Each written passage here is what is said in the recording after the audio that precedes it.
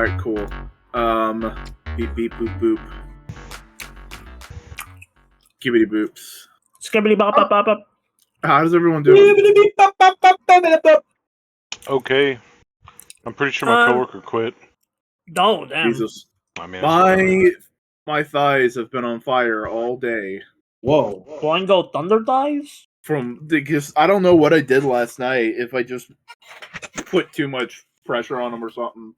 It's not in the oh ow I hurt something, more in the oh wow I really worked them out way that they're on fire. To be clear. You're just sore. Yeah, I'm sore. the issue I'm experiencing with my PS5 right now should not be possible. Take some ibuprofen. Take some It's, PlayStation Profen. The controller is bugged and continuously vibrating, and it keeps getting faster every time I die. That's interesting. Not really, because it feels like it's draining my battery. I'm trying very hard not to say something right now. Put it in your butt. Thank you. No, it's not like a strong vibration. It's very low, but it just keeps getting it feels like. Damn, it's, Cody, you got a layering. tolerance built up for that kind of shit now? My tolerance wouldn't affect how strong something is. I Just close wonder. the game and see if that fits. It starts when I get back into the game. I guess I'm not playing this.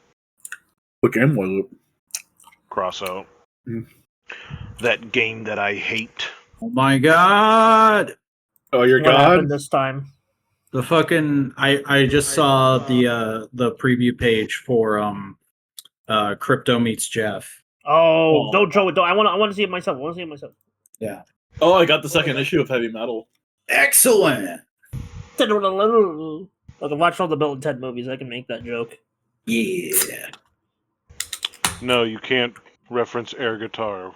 That's only exclusive to Bill and Ted. Damn. It's not. Oh my god. Only Ted and Bill can do that. Ted and Bill. Ted and Bill. Ted and Bill.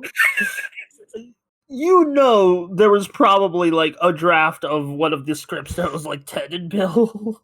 Ted and Bill go behind the Circle K to suck some dick. Ay. All right, do you want to just podcast, man? Podcast! Hello, podcast! Podcast. Hello, I'm your host, Boingo. With me, as always, are these guys. Say Hi, hello. I'm- These. Hello, everybody. Welcome to Boingo and Buster talk about things while Simeon stares in disbelief. I don't And know. also, this. Cody's here. All right, because guess what just dropped? A new trailer for Netflix Netflix One Piece. A new Season trailer 2. from Netflix, a new series coming to Netflix. This Netflix. Netflix. But anyway, season 3 confirmed for Netflix One Piece, but also we got the season 2 trailer. It's coming. Yeah. The full show, the full season's coming next year. I hope they do weekly because I feel like I say that every time a streaming show gets announced. Didn't the first But- season do weekly? No, they did all at once. It did binge.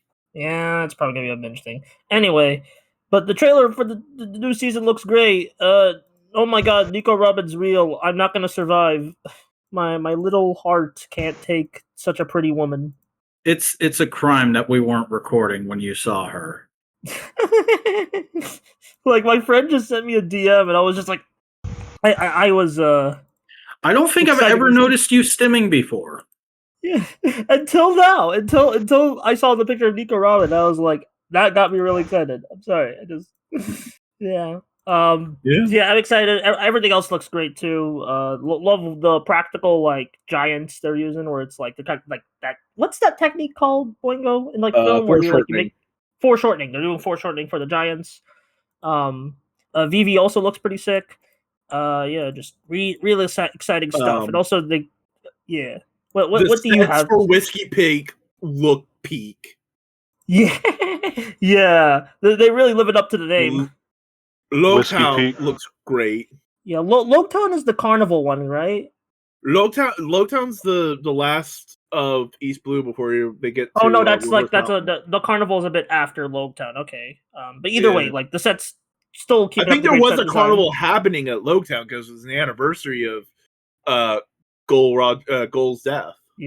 Yeah. Either way, like the sets just look great. Like I really love all the also just a massive improvement. Like the sets look great, but like season 1 they look pretty all right, and it's just like, oh wow, you're putting effort into this. Good on you. Yeah, the team is improving their craft, and that's great to see. And season 2 is going Logue to Drum. Yeah, it's gonna end with Chopper, or like right before the big Alabasta. Like Alabasta's right next season. So that trailer had none of Drum. Yeah, like had no Drum. They're probably gonna show some Drum in the second trailer or the final trailer, possibly. And also that's probably a very special effect heavy with like Chopper, so they're gonna need to. And Snow and the bunnies, unless they don't do the bunnies. Yeah. Now we're just saying elements of One Piece. I'm just saying it to try and see what Simeon will say if I just go like, oh yeah, there's bunnies there, and they're giant and they kick ass. Have they decided where they're going to stop, or are they just going to go? No, until I think they're just keep going until they. I think they're just going to stretch it for as long as stretch. They're going to try to like. There's no way they could like do it all. Yeah, they can't do it all. I mean, if Alabasta's one season, after Alabasta is Skypiea, which I can totally see being like a half a season. You can. Skypiea is important, but there's a lot of things that you can like truncate and do. And like the thing about the way the Netflix One Piece adaptation works, it's more about keeping the vibes and core moments from the comic and like anime rather than like doing it direct, right? Like because like I say, even though they didn't adapt any of the Barate, I still think they did a really good job with Barate. Yeah, like they kept the vibe of Barate like really well. Like it's the kind of adaptation you expect from like this kind of streaming show, but instead of for manga, it's for just a regular ass book. But it's done well. There is respect paid to the material. Yeah, I think it all depends on how fast they can get it made. Because if there is too long of a gap, there might be a drop of viewership, and Netflix won't renew it. Yeah, and they already took a while because like wasn't season 1 in 2023, right? I do believe so. Yeah, and then we're getting 2026 for this season 2, and season 3 hasn't even like it's only starting production now. I thought they started production at the same time because they cast Crocodile a while ago. Yeah, but I don't know. Like they only now greenlit season. They only now publicly confirmed the season 3, so I don't know what's going on there. We'll find out. Yeah, but yeah, it's been a pretty eventful Saturday. It's still wild that One Piece, the most wacky, whimsical manga, is the one that beat like the Western live action curse. Yeah, because like there's been like like I think there's.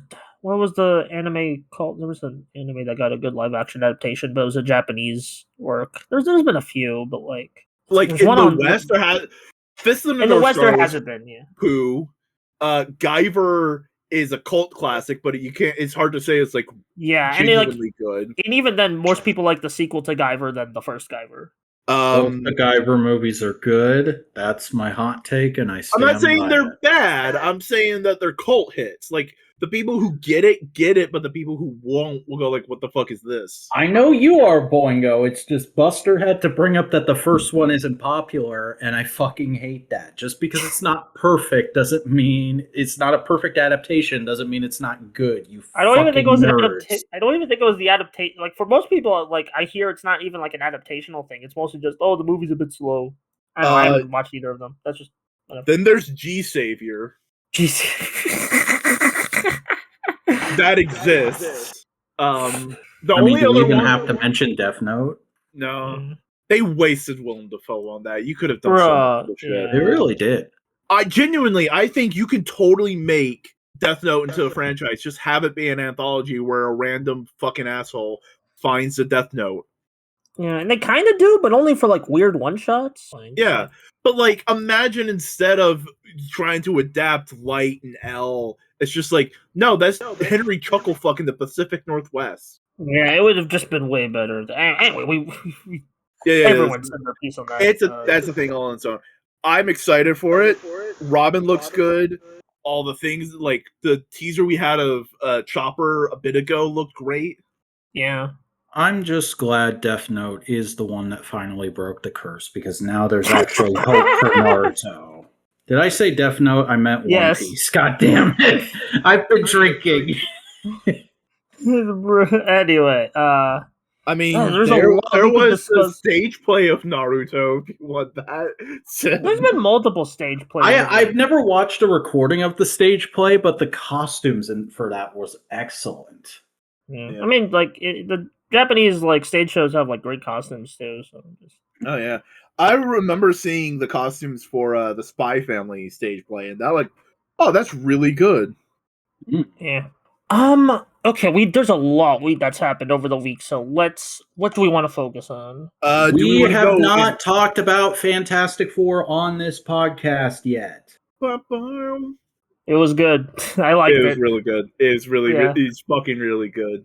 It's probably the best MCU movie in like 4 or 5 years.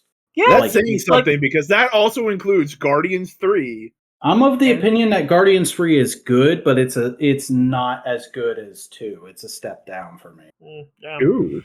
But I genuinely loved it. I thought it was a perfect self-contained superhero movie. True. That also gets that being superheroes is like the least important thing about the Fantastic Four. Yeah. Cody, what do you think of the Fantastic Four? I want to see it again because I did fall asleep a few times. Fair. I think my general consensus was like I really did enjoy it. Would I say it's my favorite? I think it is my favorite Marvel movie now. I mean, it's hard for that not to be an automatic for me, just because like my opinions about everything else have been changing some. Yeah, The Thing. They did The Thing great, but like everyone else was equally great. Yeah. Johnny was like very wholesome to me, but I really appreciated how much Sue was there. I am so fucking happy we finally have a Johnny who's not just generic ladies man in an adaptation. Yeah, and they still get the ladies man in it for some good bits. I could see this Johnny being the Johnny who like woos Hulk. What the fuck? She-Hulk? She-Hulk? God. Are they a thing in the comics? I didn't know about that. No, I don't think they ever actually did anything in the comics. I thought they had. I think that was in the Fantastic Four cartoon. The 2000s Cartoon Network one. Nicktoons. No, but it was the big thing. Everyone keeps talking on a podcast about it, and it was like part of it aired on Nicktoons, part of it aired on Cartoon Network. It's weird. Fantastic Four, Earth's Mightiest, not Earth's Mightiest Heroes. Fantastic Four, World's Greatest Heroes. Yeah. Yeah, the anime-looking one. Yeah, that was all part Nickelodeon. Okay. Excuse you, that is not anime looking. That is that is fucking Code Lyoko looking. Okay, that was by the same fucking studio. All right, let me grab. It's a Cartoon Network co-production. I swear to. I'm getting really heated about this really okay cartoon. I was there. See, okay. Don't tell me don't tell me it didn't happen. I saw it happen in Europe because all the episodes here they aired in Nickelodeon. Oh, okay. But it's a co-production. It's a Cartoon Network co-production, so it counts. And apparently, some episodes aired in the United States. Anyway, Fantastic Four, the first step. I love that movie a lot. Probably like the first I like Thunderbolts, but I think there were some like technical issues or just like little things that just bugged me about it. Thunderbolts was solid. This was really good. Yeah. It just felt like a good like what the MCU needed to just like get audience faith back into it. Felt like a shot in the arm.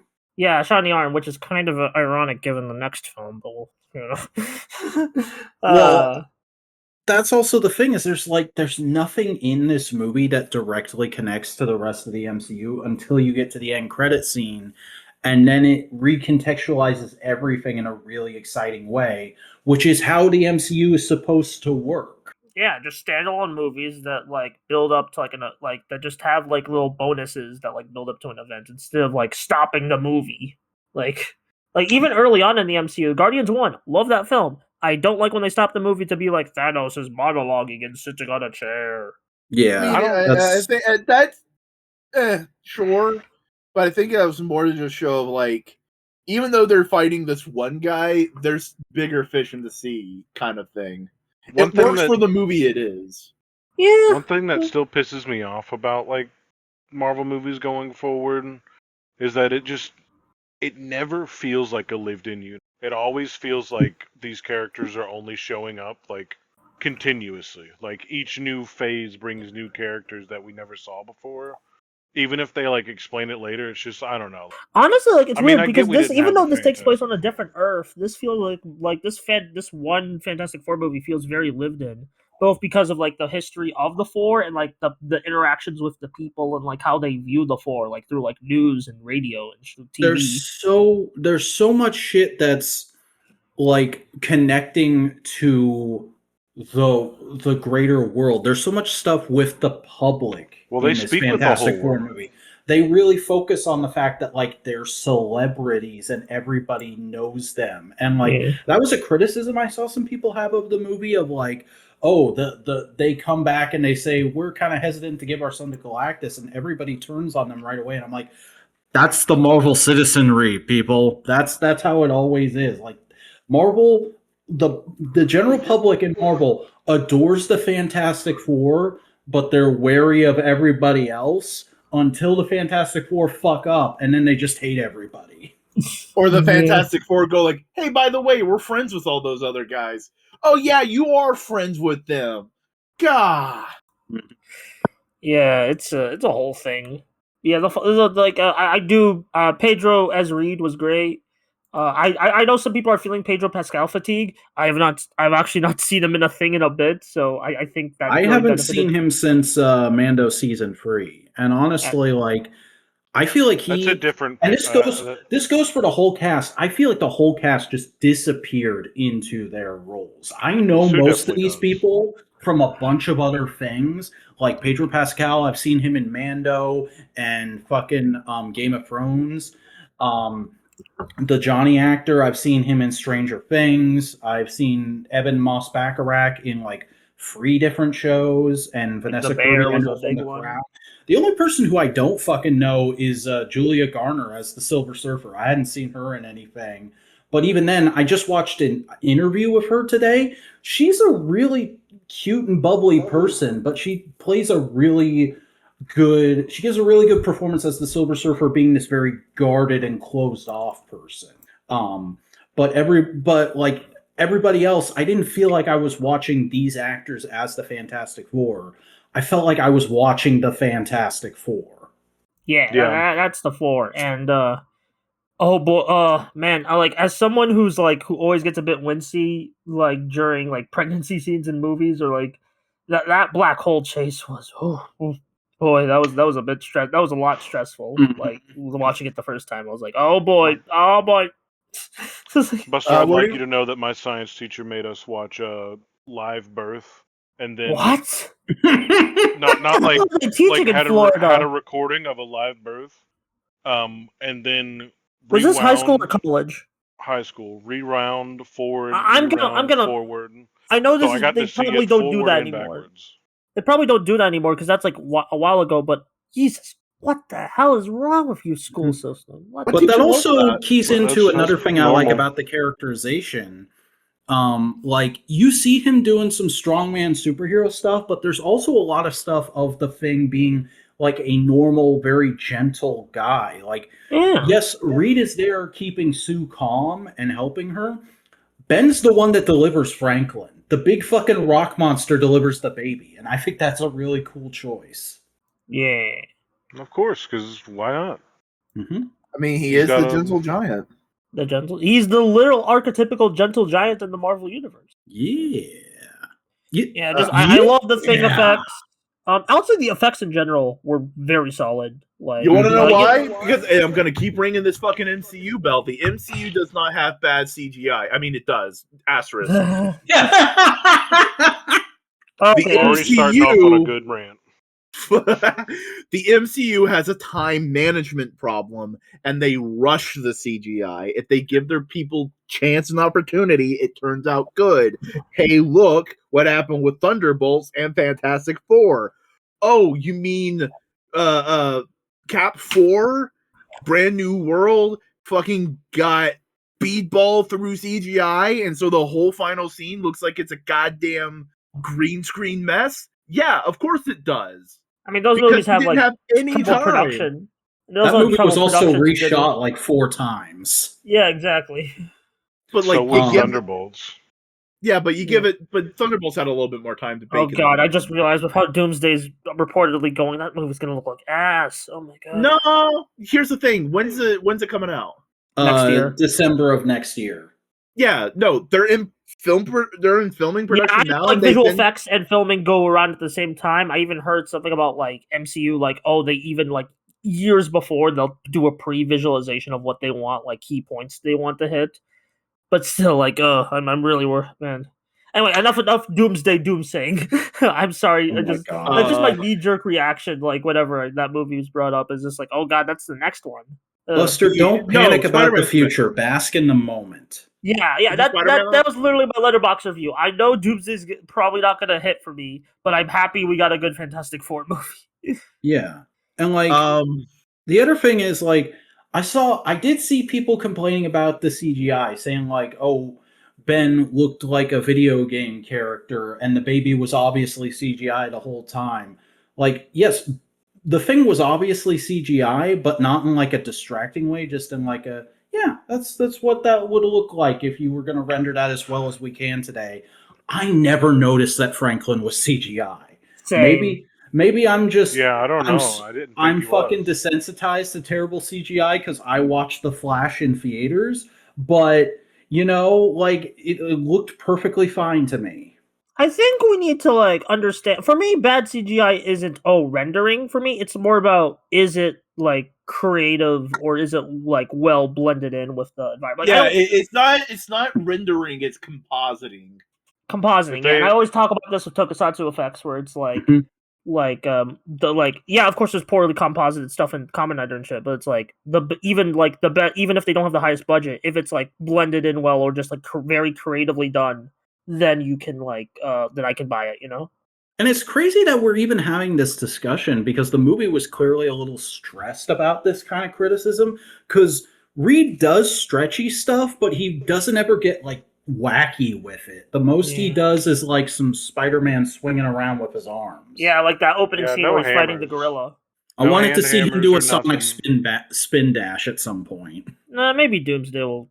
I'm sorry, just keep saying that. He should just be stretching out and stuff like that. Like he should be doing like, I mean, Elastigirl. The scenes with Elastigirl, like really, it should be stuff like that, like him turning into a boat and stuff. Yeah. Like, well, and I mean, we see like the insane body horror shit from the current Ryan North run, where he's like stretching his eyeballs out. Yeah, I mean, like, granted, like there was that really like painful scene towards the end where Galactus was stretching out Reed. That was pretty sick. That was a good scene. Yeah. The thing is, the director was like, "Oh, I don't want it to be unrealistic. I want whenever he stretches, material has to come from somewhere else on his body to stretch him." So like, they're not wearing unstable molecule suits. Yeah, no, but like he's more going like, there's only so much Reed that can stretch. Like if he wants to stretch, it has to come from his like legs and go up. You know, it can't just come from nowhere. Honestly, like Simeon, you mentioned that the movie was kind of like worried about being seen as kind of like a kind of like with the effects being like a typical Marvel movie, and I feel like that can apply to a lot of the film, where it's like apparently they cut like a good 20 minutes out because they wanted to shorten the film. Yeah, there was supposed to be a whole opening sequence where they fight Red Ghost and his super apes, and they cut it down to just one shot. Yeah, I mean, it was a good shot, but still, it's like it is. I don't know, maybe, like, I do feel like parts of the film, like, it's good, the essentials, like, it's still a good film, but it's like, I feel like we could have used a little more time, oddly, with the film. Like, well, I would actually say that's probably a thing in the movie's favor, because it left us wanting more. It didn't overstay its welcome, which is a thing that people tend to criticize these kinds of big blockbuster movies for these days, is it's too fucking long. Did we really need an hour-long third act? Yeah, that's fair. No, I mean, it's probably ultimately for the best that they cut it down, but it's like still like it feels like sometimes it could have been like the potential, but it is what it is. It's still a good movie. That's more of a nitpick for me than anything. Yeah. There's a lot of interesting, cool things about the game. Oh, Galactus was awesome. I know the actor for Galactus. He was in Final Fantasy 16. Yeah, and he's like, been in a couple different things I've seen, and he seems like one of those like very classically trained, very austere seeming British actors who's actually just down for anything if you give him the right pitch. Yeah, also, he had a practical suit on set. Yeah, magnificent. And just even the effects of just the Galactus look great. He apparently didn't even realize the scale of the character until they were recording voiceover. There's some interview with him where he was like, "Yeah, I started reading my first line and I was like, should I even be talking right now? You can't see anything. It's just a shot of the inside of the ship." And then the camera started moving and he was like, "Oh, that's my shoulder." Yeah. They really did sell the scale of Galactus in this film. I love how it's kind of weird how surprised. I love that. How the fuck do you like get that far into like acting a role and not realizing you play a giant? I don't know. Here's the thing. There's a scale in the comics. Galactus isn't that big all the time. Like he is small. I know that. So I can see him going like, "Oh yeah, I'm a big dude. I'm about the size of the Statue of Liberty." And then seeing like, "Oh no, they made me massive. Whoa." You know? Mm-hmm. Well, then also that whole bit where he first comes to Earth and starts walking around. The only thing I would change about that sequence, because it's a glorious sequence that just feels like classic Kirby shit, and that's the whole movie really, but like that sequence in particular. The only thing I would change is when he takes that big handful of dirt out of the ground, I really wanted him to just take a bite. Yeah. I do kind of like how you never really see Galactus quote unquote eat things. It's mostly just the effect of like you just see his aftermath of like everything. The ship consumes everything, turns the material of the planet into magma, and then he's got tubes in his back that are shooting magma into him. Even then, here's the thing: I don't even think that's just pure magma. I think there's a little cosmic bullshit happening with that stuff too. Mm-hmm. But that's just me being a fucking little weirdo. Oh, speaking of cosmic bullshit, that's the utter little like nerd critique I have with the movie is they did the MCU thing of they used a comic name for something completely different where they said Franklin has the power cosmic to explain his powers, and I'm like, no, he's a super mutant with cosmic radiation. God damn it. The power cosmic is what the Heralds get. But it's also probably like a thing where it's you go. I don't mind that because it is cosmic radiation is like a core aspect of his ability, and cosmic radiation is like related to the power cosmic.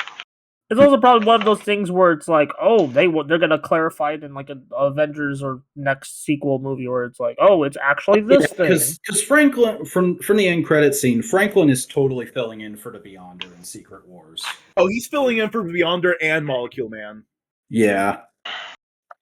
And here's the thing: I don't think when Galactus was saying, Franklin has the power cosmic, he was saying the power cosmic lowercase p, lowercase c.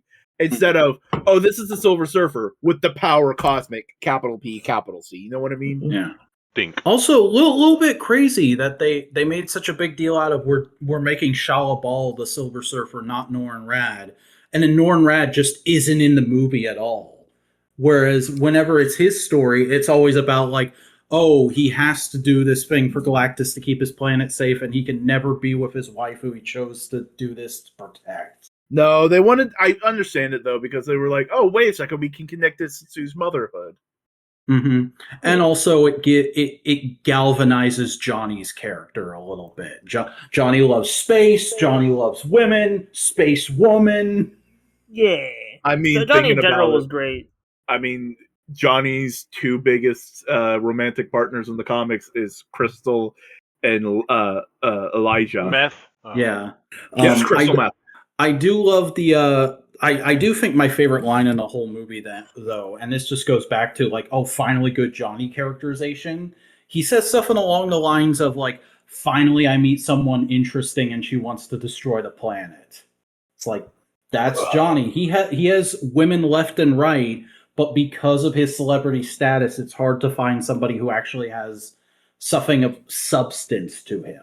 I also think there is a layer of the more current contemporary Johnny interpretation of he acts like a little bit of a playboy because he's afraid of hurting them, but Johnny does want a full committed romantic relationship. He wants to have that connection.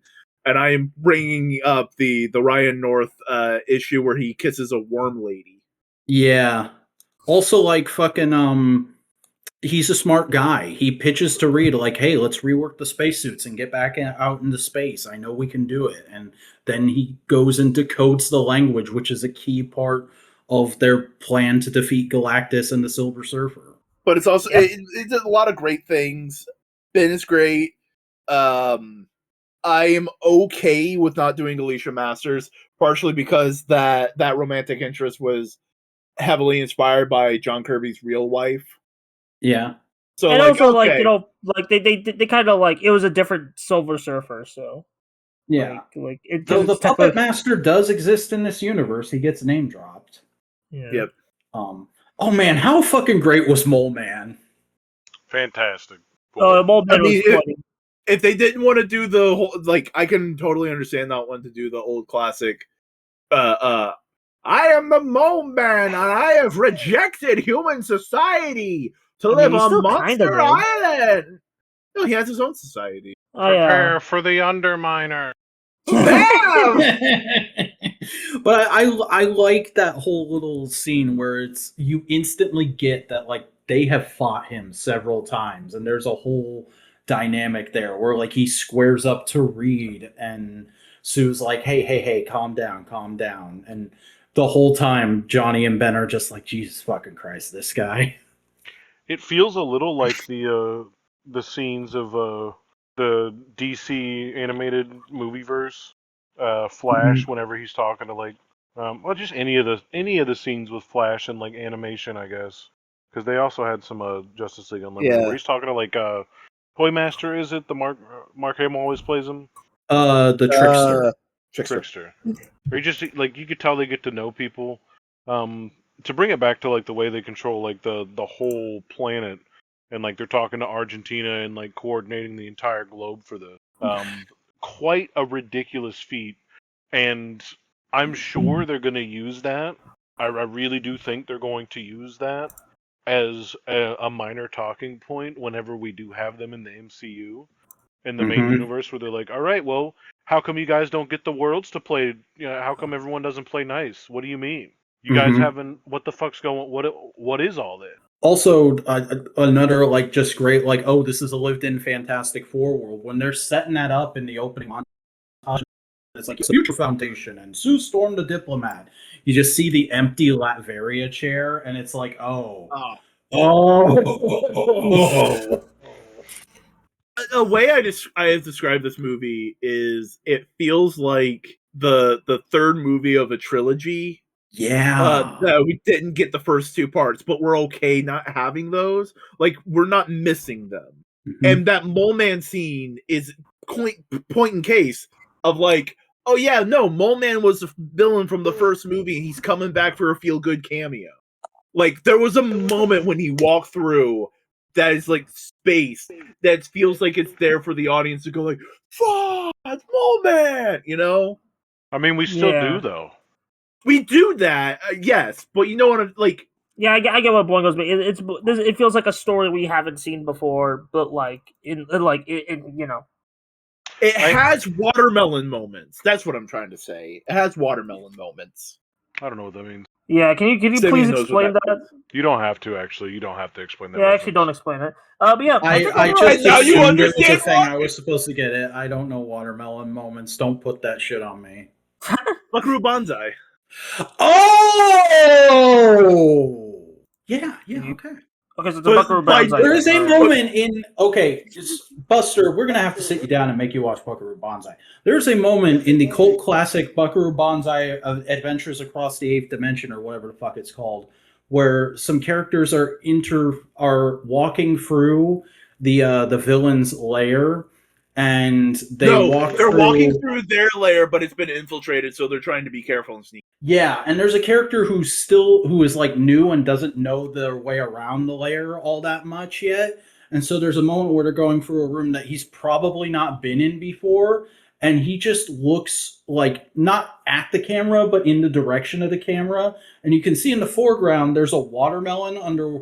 I don't think it's a hydraulic press. I think it's some other kind of piece of equipment. Like science equipment. But he just looks at it and goes, "Why is there a watermelon there?" And then they keep walking. And no, the other guy first responds, "I'll explain it to you later." Yes, that's right. And the most brilliant thing about that scene is that wasn't even in the script. Somebody just put a watermelon there like after a couple of takes, and then the actor just did that. Gotcha. But they never do explain it. And when I bring up a watermelon moment, it is a nod to continuity that we're not immediately privy to. Like, it doesn't really exist. I like that moment. All right, so we did get an explanation like anyways.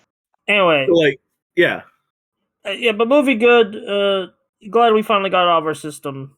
We got a great DC movie and a great Marvel movie in the same month. Holy fucking shit. I cannot emphasize that enough. It's probably not going to happen again for a bit, unless... Oh, yeah. Yeah, it's not going to... Because, like, maybe Spider-Man will give us... Especially because people are saying, because a lot Spider-Man's of going to do it.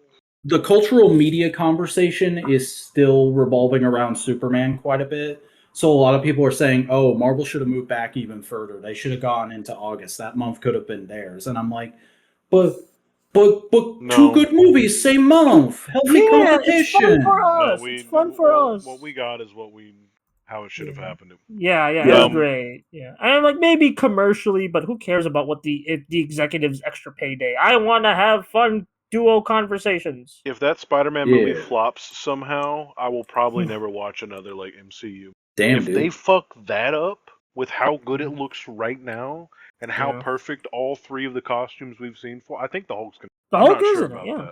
No, the Hulk isn't it. Yeah, we know that for a fact. I know that they said like Bruce Banner Hulk, like for a little bit. I think the Hulk is the fucking villain. The rumor is that another villain is going to do something to the Hulk to make him go on a rampage, and then they'll all go after that villain after they stop the Hulk. Okay, so confirm for sure we're getting a Hulk rampage in this movie? Yes. No. They confirmed that at least Spider-Man and the Hulk will be throwing hands. I mean, there's a tank that's getting tossed around. There's also a rumor going around that the Punisher will be getting a significant upgrade to be able to take on the Hulk. Mech suits? He just gets his ultimate from Marvel Rivals. Yeah, I saw the picture of him in like the Hulkbuster. Like, let me tell you something, Green. Like, also, thank God he's finally moved past the version of the logo that's from the 2004 movie. Because that's not a bad logo, but I'm sick of seeing it in things. We're long past the point where he should have gone to the comic logo.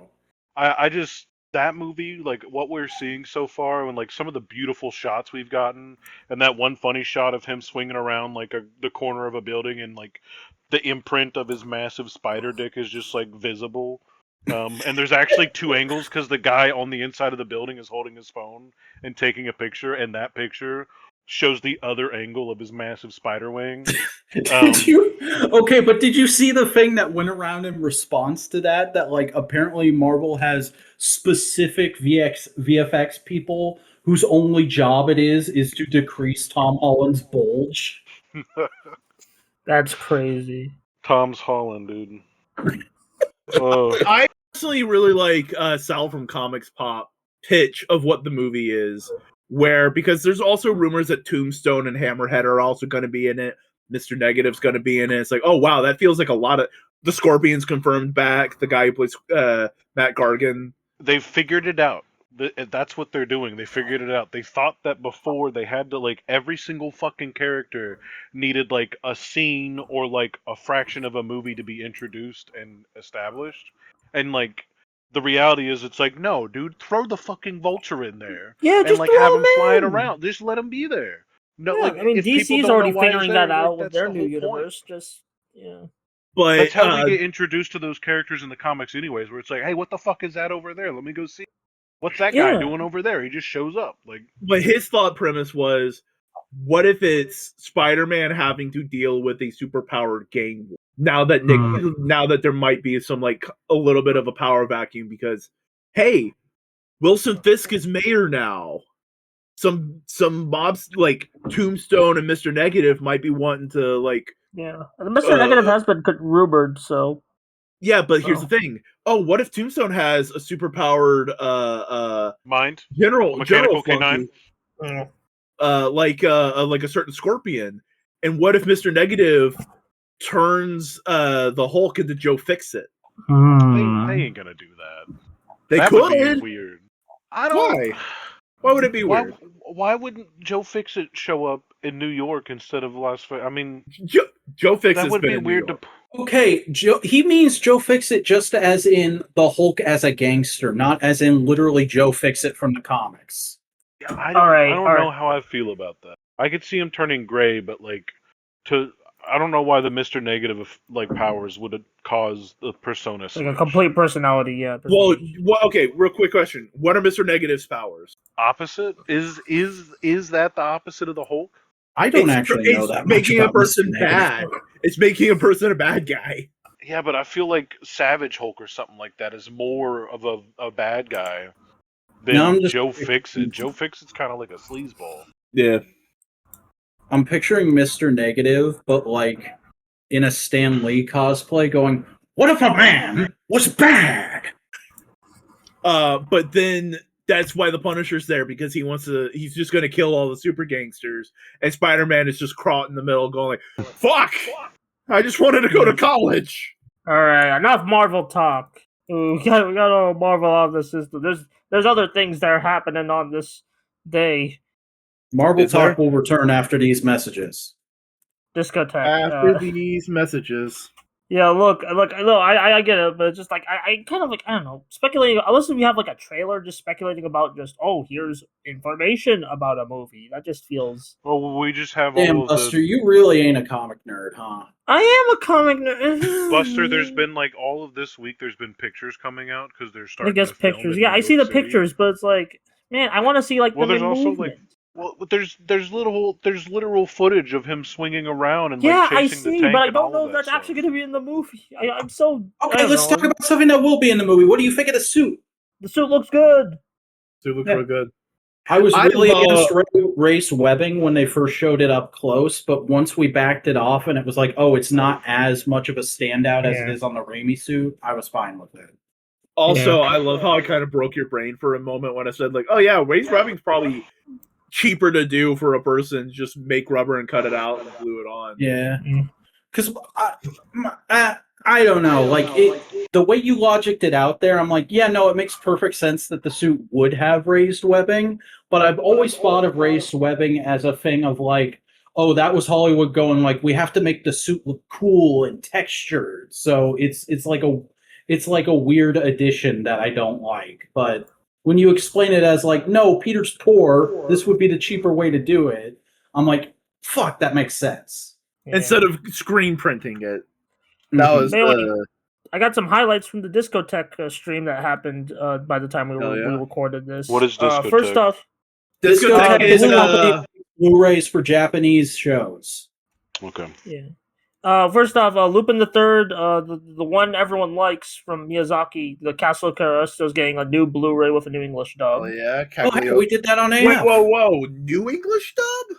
Yeah, with Tony Oliver, Richard Epcar in the game. Oh, is it the current cast? Yeah, current cast of Lupin doing Castle of Cagliostro. Can we also get the old dub though? Because I really like the old dub. Yeah, I think the old dub is on there. I think there's like 3. They said all the dubs are on there. It's just this is like a bonus. Okay, cool. I could be wrong, but that's what they said. I remember them saying. That's fair. Comment under Amazon comes to Blu-ray. I'm very excited for this. All 20 there's some other Toku stuff. This isn't the only Kamen Rider thing.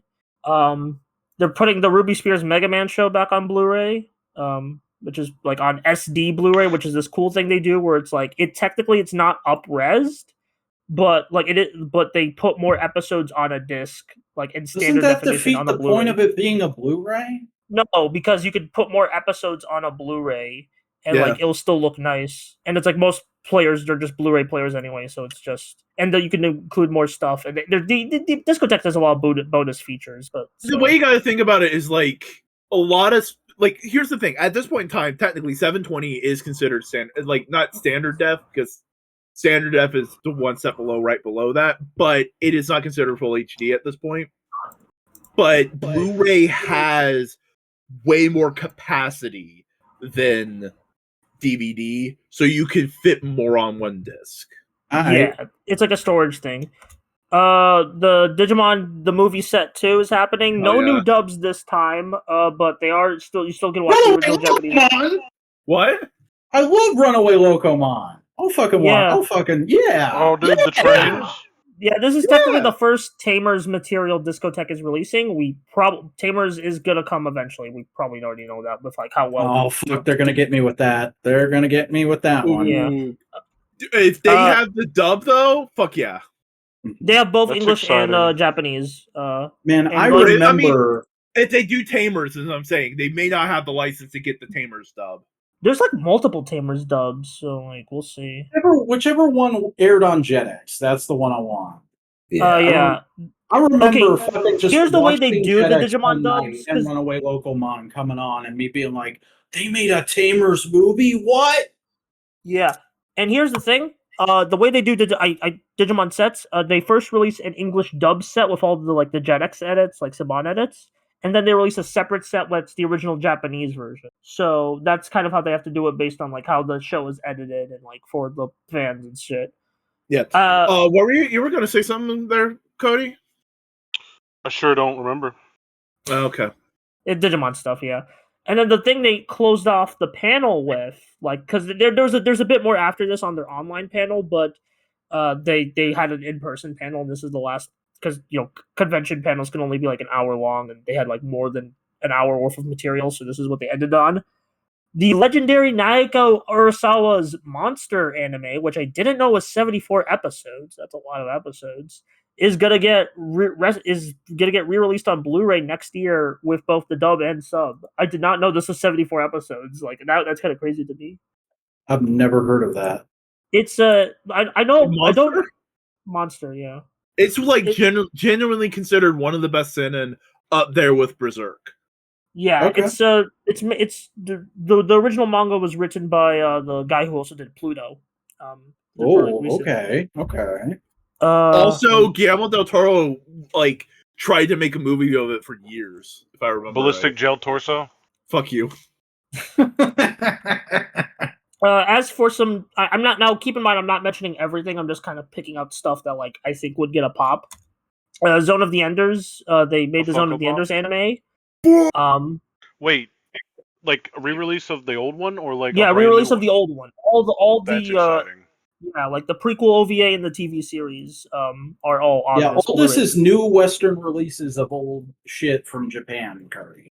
Okay, that's Yeah. still exciting though. It's like because I've never Nintendo gotten a Direct chance for to- people who For really like weebs. 70s for weebs who like 70s anime. Otakus. Has Konami done a re-release of Zone of the Enders? They've done one yeah, on like PS4, a couple years like ago. Second Runner. I don't know. I need to look more into that one. It's good. Yeah. This speaking of Tokusatsu, Or rather, Android I Kikai enjoyed it, I guess. is get the 01. Now you can complete the original Kikaider duology from the 70s on Blu-ray because they released the first one and now they're releasing the sequel series 01. I Which, still haven't seen any of Kikaider aside from the episode of Gain that Kikaider reboot is in. Yeah, I mean they released Kikaider reboot, so this is technically everything from Generation Kikaider like rescued now. Because like the way they got the way V3 and the Kikaider series is guys that they rescued it from Generation Kikaider closing down.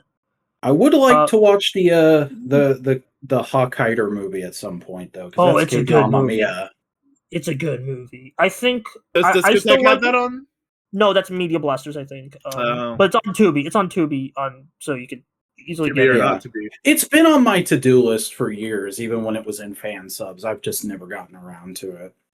This is mainly for Boingo. The Darkstalkers American cartoon is getting new artwork for the Blu-ray release. We've already known about this. Okay, you know what? That's fine. That's cute. I don't mind that. That's delightful. Yeah, they did the same thing with the fucking Saturn! The art that looks like a Sega Saturn! Yeah, I know, it's funny.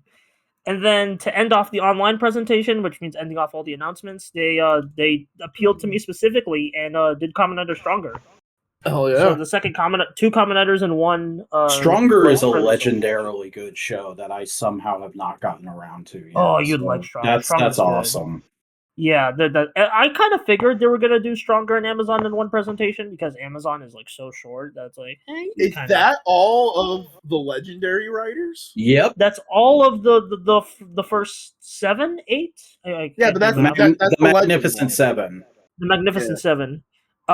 So and Chris all Pratt. we need from the Showa era is Skyrider, Super One, and Z Cross, which I'm very excited for Skyrider personally. Super One, I'll probably just buy for the meme and completion's sake because I hate that show.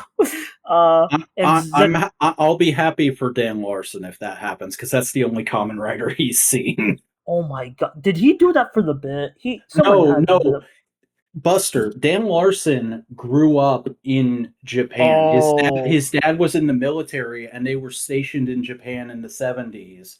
And so he watched like Super One and Denji Man and a couple of other Sentais while they were airing. Oh. The disappointment is palpable from you.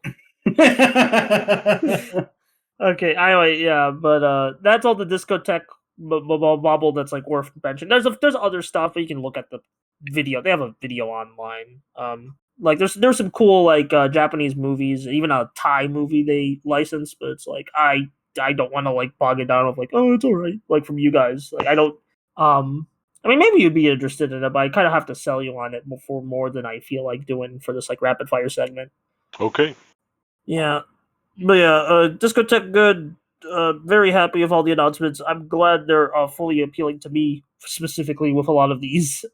So, well, yeah, while we're talking about old Japanese media, can we talk about new Japanese media a little bit?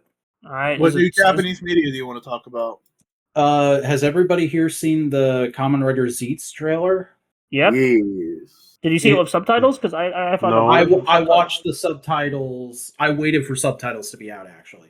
Oh, okay. And boys, I'm thinking I'm back. Oh, you're thinking you're back? I'm thinking I'm back. Like well, it's my favorite modern Kamen Rider writer and my favorite tokusatsu director, period. Show running a thing. And it's a Kamen Rider anniversary series. And they're doing a premise that feels very Wizard Core. I'm fucking like, yeah, you've got me by the balls. It doesn't look there's a lot of double vibes, and you like double, right? Yeah, there's a little bit of double vibes, a little bit of what was I gonna say? Geats. A little bit of Geats vibes, I think. Yeah, with like mainly with the main protagonist. Here, Cody, if you want to watch the trailer. Well, and also the way he's interacting with the female characters. Yeah. I guess like supporting, I don't know. Yeah, I don't know. Like I'm pretty interested in Zets. I think like the thing that stood out to me in the trailer was him using the belt to deflect the bullet. I just like using the belt as a weapon a lot of the time. Thing Cody will specifically be excited about. We've got another Kamen Rider bike that turns into a robot. And he's like an actual voiced character. Let me go grab an image of him. Mm-hmm. Always love that, but I think my favorite Kamen Rider vehicle is probably that car from Drive. Oh yeah, Trideron. I mean, that's technically that's also kind of Honda NSX, so like that's hard to beat. Yeah, I know. Like whenever it happened, I was like, it's also like the original NSX. It's not the hybrid revival. It's also like that's there is a talking companion. There's a talking companion in the like Drive with like the belt talks, and he kind of like controls the vehicle. So it's still technically like kind of a car. Also similar to Drive, there's a freaking old grizzled detective who's trying to solve the mystery of the monsters. I mean, we were talking about Lupin the Third earlier. That's a Zenigata core character. Oh yeah, he looks exactly like him, kind of. Yeah, he's like dressed and kind of disheveled like him. When I saw Slightly the trailer originally without the subtitles, I was like, "Oh, this feels like it's taking from all the major, Japanese detective franchises." I do like the quad eye for the bike. Yeah. Yeah. Oh my god, they're all the gauges. That's such a. Oh yeah, I like that. Fuck. Yeah, we also got the theme song released like way earlier than we expected. Like I don't freaking dislike it, but I'm not as head over heels with it as everybody else. I'm just like, well, yeah, here's it's the good. thing.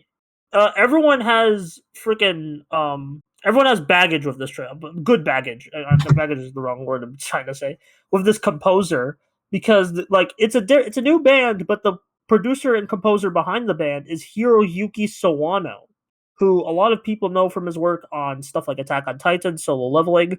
I personally know him best from Xenoblade Chronicles X. So, and you also might know him from the soundtrack of Gundam Unicorn. So yeah, he's been around. He does good music. He also did Promare. He also did the soundtrack for Promare. So Oh, very cool. like I think I hate saying this, but I feel like a lot of his like he does great music, but I feel like a lot of his project choices, like Attack on Titan and Solo Leveling, are kind of boring. So I'm kind of grateful he's going. Oh, like this is a project I personally like to hear him in. So yeah.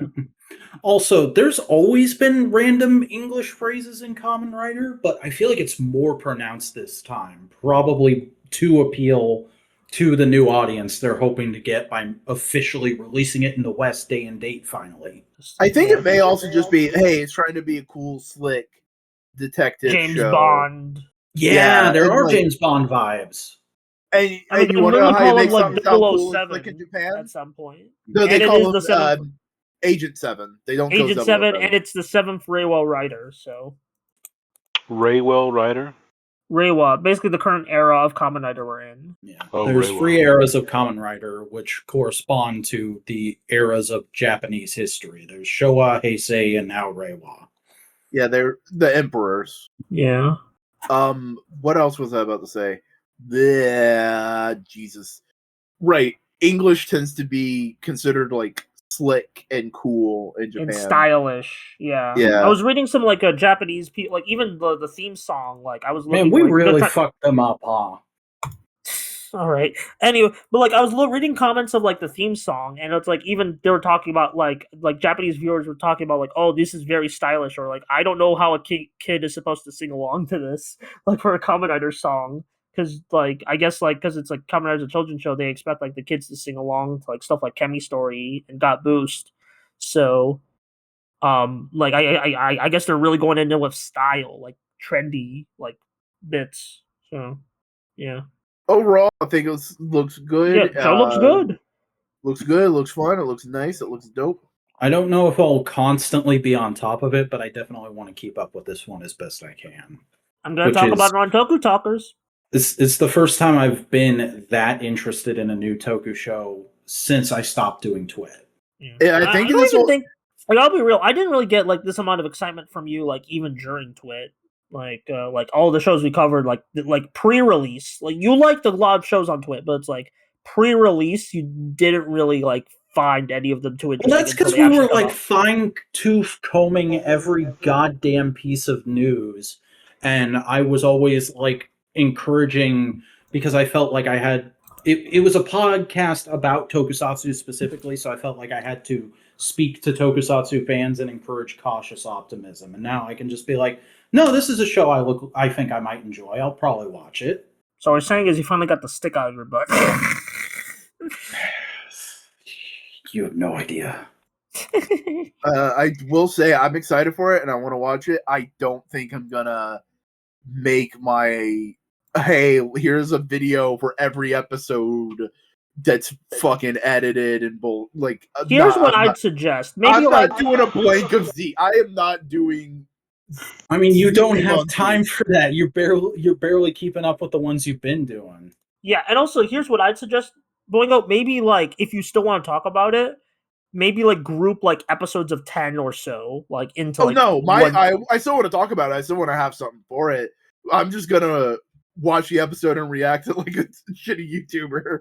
No, we don't. Look, I don't want to start beef, but I've seen some Toku reaction people and like.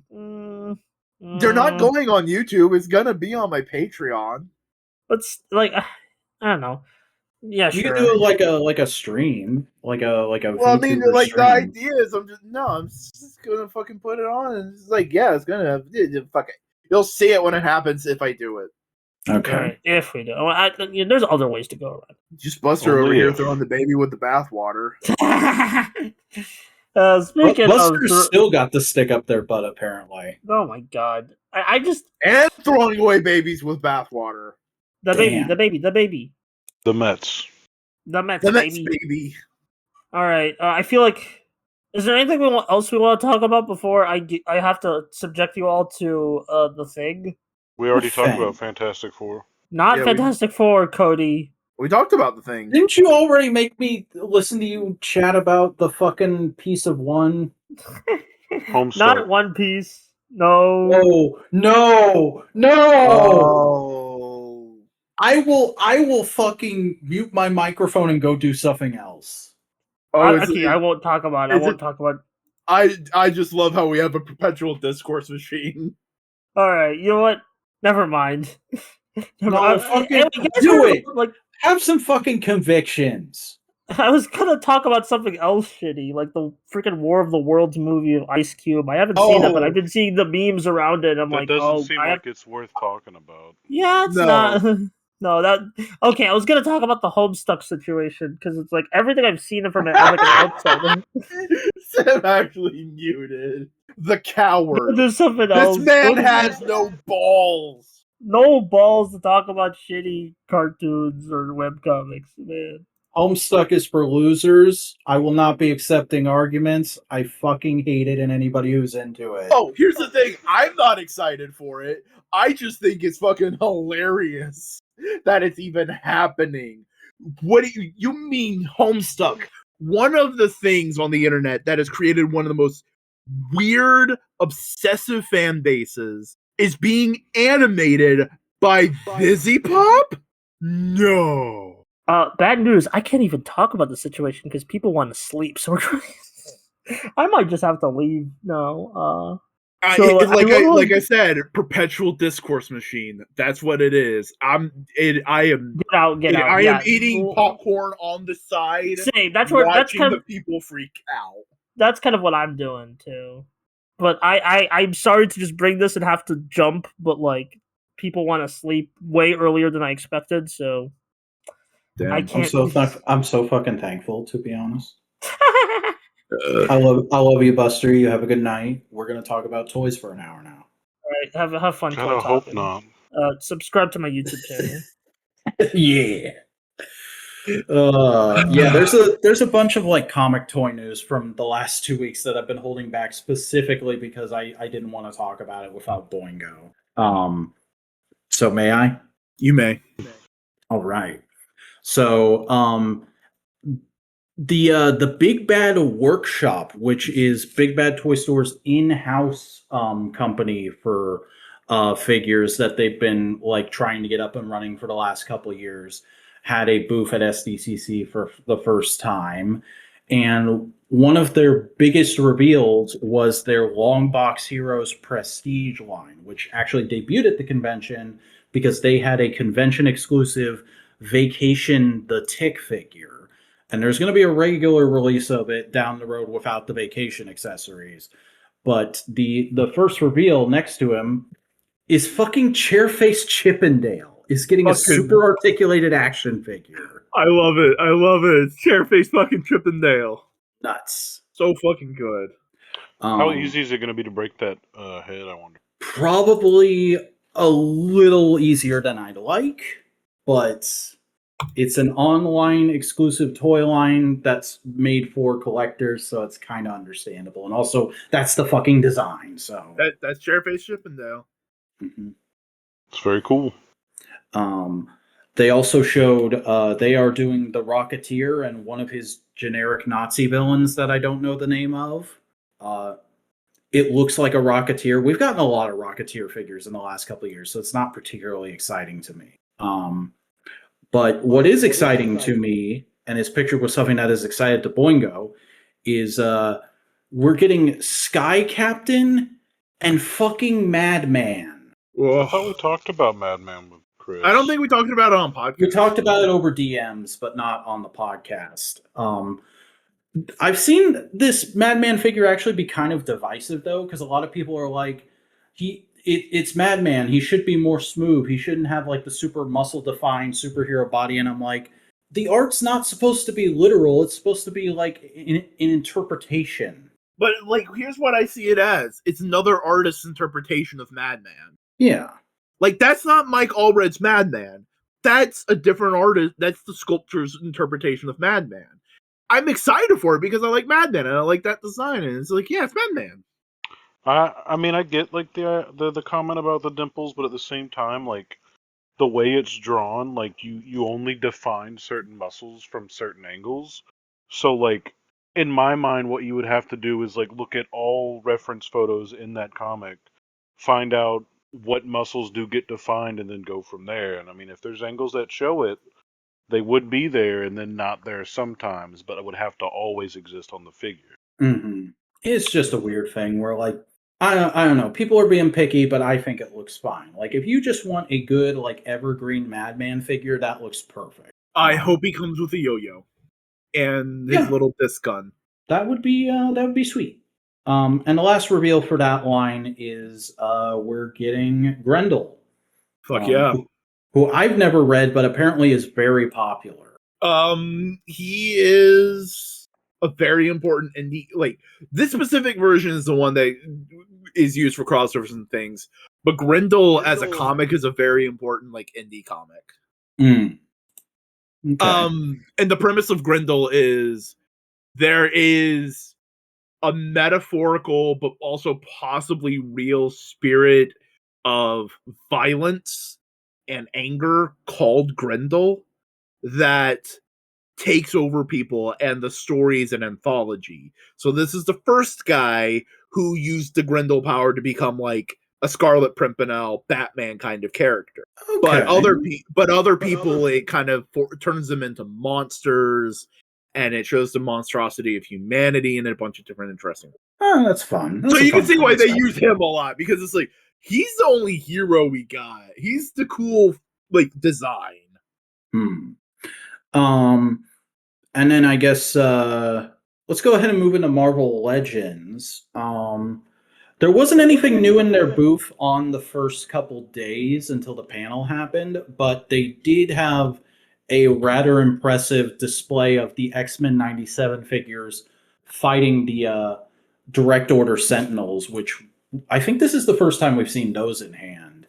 And apparently Wyatt spent like a month and a half 3D printing all of those skulls. Jesus. Really it's a good idea to get a bunch of. I'm sure there's. Yeah, I mean, it looks like you still had to touch those up, so I'm sure there's probably like a tiny little skull like that from like a Halloween crafts. But do with how you will. Yeah, I bet I can figure out how to make that bubble. I think I do know how they make it. Very possible. I mean, you know your shit. You are a good, competent person. Are we getting a blast? No, we're probably not getting a Cyclops blast that long in the box. No. I know that Cyclops is getting a blast strong enough to hold him up, though. We'll talk about that in a bit, because that's one of the reveals. But we just did right now. It's right there. Fuck! But at the Hasbro breakfast, there were two reveals. One of which was a roleplay MCU Spider-Man mask that has remote control, so that you can do the eyes shrinky thing, which is cool. But like, I don't know, Marvel roleplay stuff just never really gets me as much as like Tokusatsu roleplay stuff. Yeah, cosplayers already figured that out like years ago. Yeah, I think that's what they're trying to capitalize on, and have maybe showed up later. Yeah, the next thing that was dope. Yeah, they had X-Men 97 Morph. Who? I thought you were gonna do Wolverine. Morph! That'll be in a minute. But yeah, no, he looks exactly how I would want a Morph figure to look at this point. Just looks right out of the show. It's got the two heads you'd want, and it's got a bonus Henry Gyrick head that you can pop onto a suited body and be good to go. Plenty of those around. Yeah. But also, you can have Morph transform into it. Yeah, you can do all kinds of stuff with that. It's like a chameleon figure or something. Pop Jean Okay. Grey's onto him and have him fuck with Wolverine. Okay, so for the actual reveals, should I use the booth images or the official high-res images? Whichever you feel like. That's a weird ask. Yeah, I was just asking because I have the option, so I was wondering what Boingo would like to see. Do them all. All right, so yeah, I'll just use the booth images because it's SCCC. That's a little more fun. So another roleplay item they revealed: Wolverine's mask from Deadpool and Wolverine, which I don't remember it being that scuffed up, but it looks fine. It'd be interesting to see how well it fits, but that would be a much nicer thing to own, like any other stuff that I see. Because like I rarely ever want to put any of those on. I do own like one of the Star Wars ones, but like the Wolverine mask is just enticing. Yeah. I mean, Wolverine's mask is just like one of the coolest comic book masks there is. Yeah. You can't go wrong with two Batmans kissing. All right, let's get into figures. They announced a bunch of X-Men 97 themed 2-packs. The first of which is Rogue and B-Ball and Gambit. Hell yeah. Yeah, they look really fun. Really smart reuse of the starting lineup body. I don't know that I would get these unless they like showed up at Ollie's or Ross. Just because it's not iconic looks to me. It's funny we got the himbo. Wait, isn't that jacket supposed to go on? Or isn't that like little cloth good bit supposed to go on Gambit as well? No, that one goes on Rogue, and people have been saying Gambit should have come with his tank top from the first episode, but he doesn't. So that's probably going to be like a big thing for people who make custom soft goods. Yeah. If they're doing this, they're probably planning on doing the other Gambit. Yeah, him and his breakfast look. But yeah, maybe. The other 2-pack is Storm and Wolverine based on the end of the season where they put on their classic costumes. And they look pretty solid. It's a lot of reuse on that Storm I'm not a fan of because that figure's like almost 7 years old at this point. But it doesn't look terrible. It's just noticeable. Those hands don't look right for her. Which body is that Wolverine? That is the X-Men 97 body modified to be brown costume Wolverine. Where's my Wolverine? I don't know, actually. I don't know where I put that one. But the other 2-pack, the last 2-pack in this wave, and the only one I'm actually kind of interested in, is Cyclops and Jean from the end of the season in their classic looks, which I've never loved these costumes, but the way they're like a little spruced up for X-Men 97, I really like them as action figures. And also that Cyclops is the one that comes with the new optic blast effect, which is really, really fun for photos. So I will probably end up with these two at some point. That's fair. They look good. Yeah. And then there was also a whole single-packed wave of X-Men 97 figures, or single-carded, I guess I should say. There's Casual Logan from probably, for me, the most like heartbreaking scene in the series. I'll probably skip it, but like it's cool that they're making it.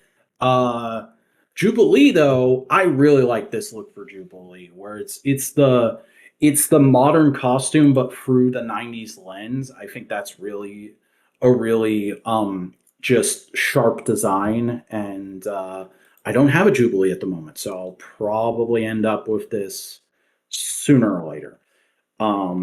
Cable, same kind of thing, except it's the 90s design through a modern, like, trimmed down animation lens, and I don't know, there's just something about that really works for me with a lot of these figures, including Emma, who she's like barely in the show, so I wouldn't have expected her to get a figure, but I think it's really cool that they are doing that. And Sunspot, who, I don't know, of any of them, I can see him shelf warming because if you don't know the show, it just looks like a guy in a generic X-Men costume. Yeah, I mean, I guess we didn't get. Did we get a scene of True Sunspot in the show yet? Because I don't think so. I think at like the very end, but I don't remember. It's been a while since I've watched X-Men 97. Yeah, I think we may have it at very, very end. Mm-hmm. But after that wave, they revealed a lot of Marvel Legends at this show, and I would have trimmed this way down if Buster were here, but fuck it, he's not. The most controversial thing of the show, at least Hasbro wise, was the Magic the Gathering crossover wave with Mary Jane, Iron Spider, Man Wolf, Agent Anti-Venom, and Battle Damage Spider-Man, where the gimmick is like, oh, these are alternate looks you guys have been asking for a long time, and one obscure character we know collectors really want, and you got to pay an extra $15 for a piece of card. No.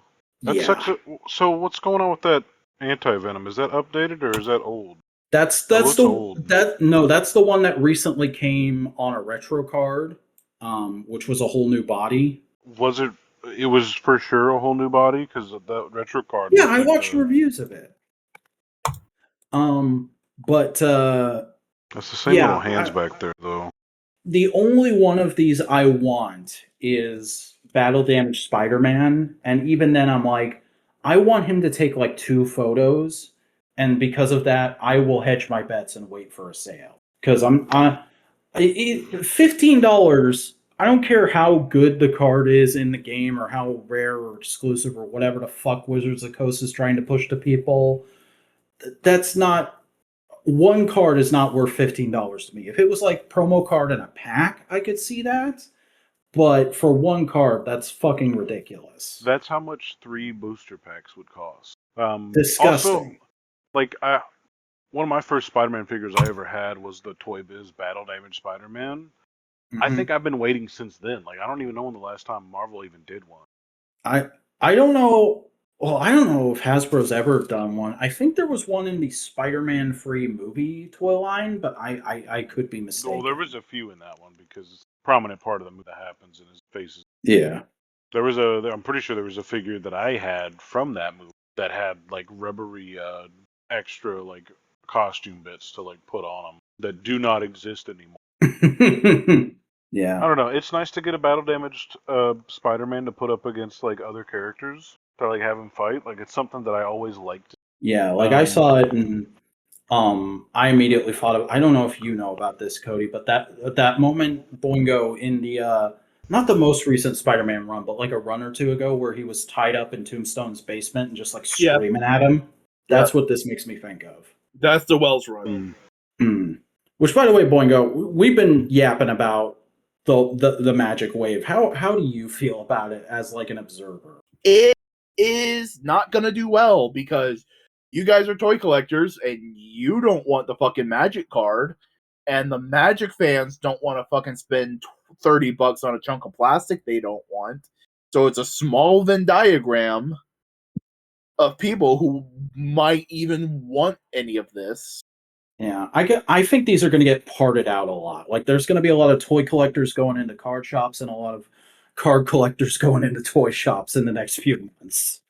I mean, my local card shop gets Marvel Legends sent to them, so we'll probably just see them in the collector shops more. I mean, do they say fan channel or regular? I think most of them are fan channel and Amazon, and there's something fucky with Spider-Man. I forget what he is. He might just be fan channel. Or no, Spider-Man is going to be everywhere, apparently. I don't know that you're going to get a chance to get that Spider-Man on sale. Spider-Man are like the Marvel Legends that usually always sell out if it's like a more traditional Spider-Man. And to get a character that we haven't in a very costume that we haven't gotten in a very long fucking time.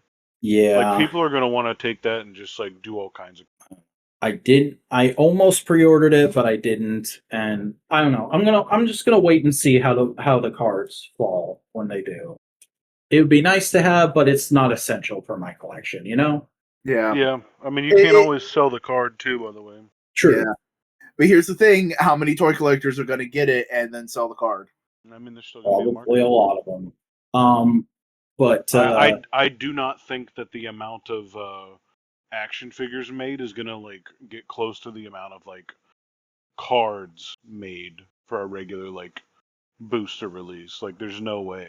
I don't know. I don't know what the production run numbers on a Marvel Legends compared to like an average Magic series are. I would have to look that up. But there's a few more things to go over. Some fan channel exclusives. We're getting World War II Wolverine, who you say those words to me, and I'm like, I don't need that. I have enough Wolverines. And then I see this figure, and I'm like, oh shit, that could go on my G.I. Joe shelf. It is cool to see that kind of character. I showed that to my friend Jake, who's like a big World War II history buff. And I mean, I kind of noticed it about the helmet as well first, but like, it's actually kind of wrong.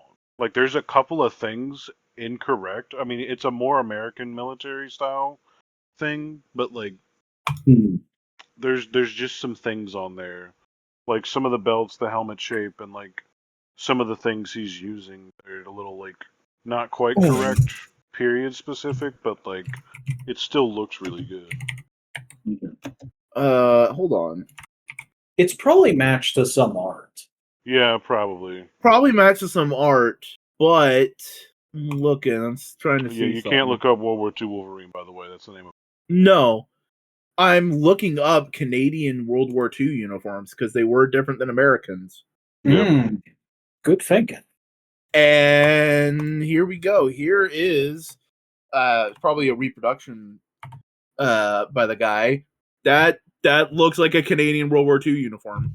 Yeah, it's a little off. There's a few liberties taken, but it's very close. It's just an American outfit. That's all it is. How dare I do all that research and you say no?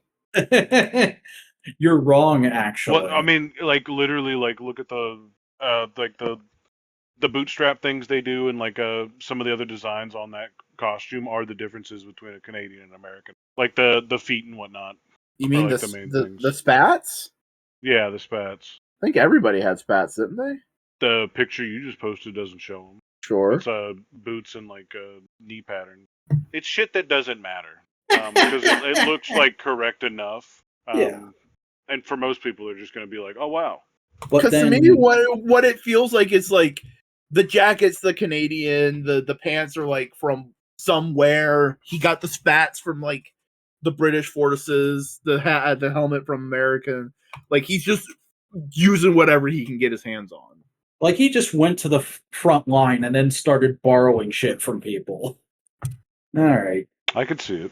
Well, the biggest surprise for me as far as Marvel Legends go, just because like I did not expect to get this figure so soon, but it makes total sense considering we're probably going to be getting a lot of figures of this character in the next 2 years. Emperor Doom from One World Under Doom. That's cool. Yeah. I don't know that we've had a shortage of Doom, but the cape on that Doom, like that's one of the. I'm not gonna Cody, that comics event is still going on. Like that's the quickest we've ever gotten a Marvel Legends for a new costume. Are you sure? As far as I know, I mean, I didn't fucking go back and check, but I can't remember this ever happening before. How similar is this to like Sorcerer Supreme? That's what he is right now. That's what that is. They're calling it Emperor Doom, but really it should be Sorcerer Supreme Doom because he fucking took Doctor Strange's powers and used that to take over the world. And Emperor Doom is a different story where he uses a character to take over the world. It's a whole fucking thing. But the thing is, like, it is a fairly easy figure to make. Is probably why we got this so quick because it's really just popping a Doctor Strange cape on him and then repainting the chest. And I could be wrong, but I think that's a new head sculpt. No, I think that is a new head sculpt because of the eyes. Yeah, they have like a translucent effect, and they got like a different angle to them than we've seen before. That might be a new hood then too, just to make it work with the cowl.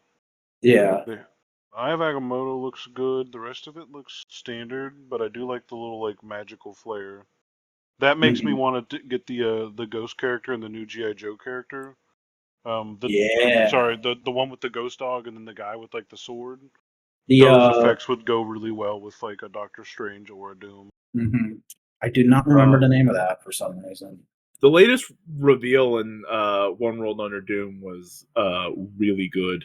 I have not been keeping up with that, but I do want to finish it at some point. And then their new made to order figure, following up on not Dragon Man. What's the one that just wrapped up? I don't fucking care. They're finally doing Mephisto because Mephisto was gonna be a stretch goal in the Ghost Rider car HasLab, and then that didn't happen.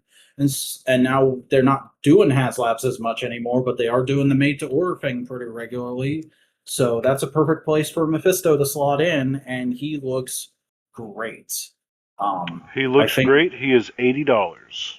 Yep, but it's $80, and you're getting the cloth goods, cape and loincloth. You're getting a big ass sword, and you're getting that throne, which is a huge fucking chunk of plastic.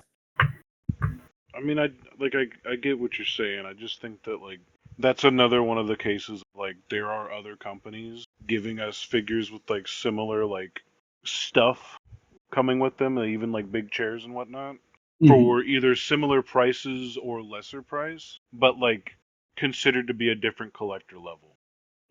So but like I just wonder like I also think like those things might have like a different level that they're operating at, whereas this is like the official mainstream Marvel action figure line, TM registered trademark : fucking pay us the Marvel Disney tax. That's fair. Neat, though. And that was all the like big reveals, but speaking of things that might be slightly overpriced, they popped one last surprise reveal into the booth on Sunday. New dupe. It's dupe. Yeah, that's like so that is for sure the dupe we're getting. Like that's not the Toy Biz dupe. Yeah, that's a whole new sculpt. You can see he's got like face printing technology on the eyes there. And people are assuming, because we have a leaked listing for Maximum Deadpool, he will be an accessory for Maximum Deadpool, because the first and until this only dupe action figure we've had it is better than that old. Came with the original Marvel Legends Deadpool back in the Toy Biz days. Strange, because they haven't. I don't think have they made any Marvel Legends of Ecstatics characters. No, that's the only Ecstatics character who's had an action figure. And I think it was just because at the time when that original Marvel Legends dupe came out, he was like featuring in the main Deadpool series somehow. Why is he fuzzy? What? Is he fuzzy? Yeah, he's like super fuzzy. He almost looks felted. Like look at his head. I think that's just little bits of dust and fabric that got on him because he's probably a model with fresh paint on him. Maybe. It's neat though. I wish he had little elbows, but like, yeah, that's all. That's the only other thing you can give him. You could give him a swivel at the neck. Yeah, but like the way he looks with always having that little bit of like chin, like ripple chin. I don't know if they'd be able to. I think what they would probably have to do is give him a swappable head or something. And that's pretty much it for Marvel Legends Hasbro stuff. The only other thing that's like happened with that whole sector of toys in the last couple weeks is Walmart has been doing a big fucking annual reset, which they always do around this time of year. But Hasbro's bringing back store displays. There's like, they're not super impressive, but there's dioramas for Transformers Studio Series, G.I. Joe Classified, and Marvel Legends. And that's kind of neat. I haven't seen that in a long time. That's kind of neat. Yeah. But there are a few more comic toy things I would like to show the Boingus. First of all, fresh prototypes of the Stan Sakai Ninja Turtles. Hell yeah. Yeah. And apparently they're going to be released single packed. I think we originally thought these were a box set, but knowing I don't have to pay like a big box set price to get them all at once, I'm really eyeballing these. I like how they all have that comic flair, but like that cartoon unique skin tone and bandana color. Like they kind of feel like really solid evergreen turtles to me, even though they're artist specific. I don't like the Mikey face that they have on that, but they do look neat. It's a little overdone how happy he is, but I don't mind it. I understand why they put those displays so far up. That's literally like the best case scenario they could have done, because if those things were like any lower, we would never see a full display after like this week. Mm-hmm. I'm still not confident that those aren't going to get absolutely vandalized. Oh, I'm sure they're either going to get vandalized or like taken by employees and then put on eBay for ridiculous prices after a certain amount of time. We'll see, but if they fetch more money than the Lego sets, which I doubt, I'd be very disappointed, because like the Lego set dioramas, those are hard to like go after. Those are incredible looking too. Whereas this literally looks like they just got like the most basic pose possible and then hot glued the figure to a wall or something. Well, I mean, it's the fucking employees that are like assembling that, so like they kind of gotta. Yeah. I like the Marvel one the most, I think. The G.I. Joe one looks pretty dope. It's got the most unique stuff going on, where like Spider-Man's sticking to a wall and Deadpool's standing on a dumpster. It works. It's good. Yeah. But Mezco also had a booth at Comic-Con, and they had a few reveals that were comic related. I guess to kind of transition us into that, their one Ninja Turtles reveal was they're doing their take on the movie Turtles, which after NECA so thoroughly cornered that market over the last few years, I'm kind of just like, why? I don't think there's anybody who's hurting for movie Turtles right now, but okay. Give me movie Turtles with an optional head where you can see the suit actor's eyes in the open mouth. Yeah, that would be fucking dope. Marv from Sin City was not expecting that at all, but kind of a cool pull. Seems like indie comic characters are getting a lot of love right now. And then we've had an official full reveal for this, and it's up for pre-order now, but this was the first time we saw it. Mezco's doing a Superman 2025, and it's not perfectly on point, but I think it's the best likeness so far. That would be the best likeness, but maybe worse body look. Yeah. He's got a camel toe. A little bit.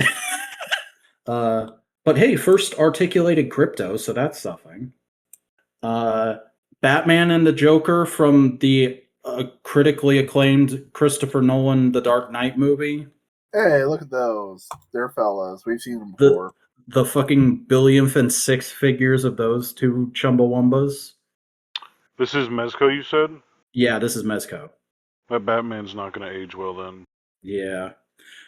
Speaking of Batmans, Batman Year One. Hell yeah. That's a pretty good Year One Batman. Yeah, the head sculpt at least looks just like the Mazzucchelli art, which is really cool. But I don't know. I like Batman Year One. I don't love it as much as everybody else does, and I definitely don't need that Batman specifically on my shelf. However, the reason I wanted to talk about Mezco, and something I do kind of feel like I need, we finally got to see a full look at Mezco's Incredible Hulk, and it blows every Marvel Legends of comic Hulk out of the water, in my opinion. Like it looks so freaking good. I do dig it. Something bothers me about his head size, but I do like it. Yeah, I mean, Hulk has a big head. Mm-hmm. The one thing I'm like slightly angle. The one thing I'm like slightly iffy with it on is the soft goods shorts. Because they're torn up, I'd be a little more worried about them going bad over time than I would any other Mezco outfit, because they're torn up, so they're gonna more easily get caught in the joints, I feel like. But also like they're already torn up, so how much worse can they look? I don't know if it's gonna get easily caught in the joints if like the joint is the knee, so it's beneath it, and it's Yeah. like blossomed out, and then the leg joints are above where the rips are. It looks like they're a bit intentional about it. Even Yeah, you might be right about that, actually. the midriff is curved on both sides to like perfectly nuzzle into the top. So I think it's gonna clear on all of it. Fuck yeah. Okay, you've convinced me. I'll pre-order it. See, for me, it just doesn't look like it could stand next to Marvel Legends. Like it looks like it's too much. It looks a detail. little more realistic than most Marvel Legends of comic characters. You're right. It kind of looks out of place alongside the Cap and Iron Iron Man. Man there. Yeah. You know what it is?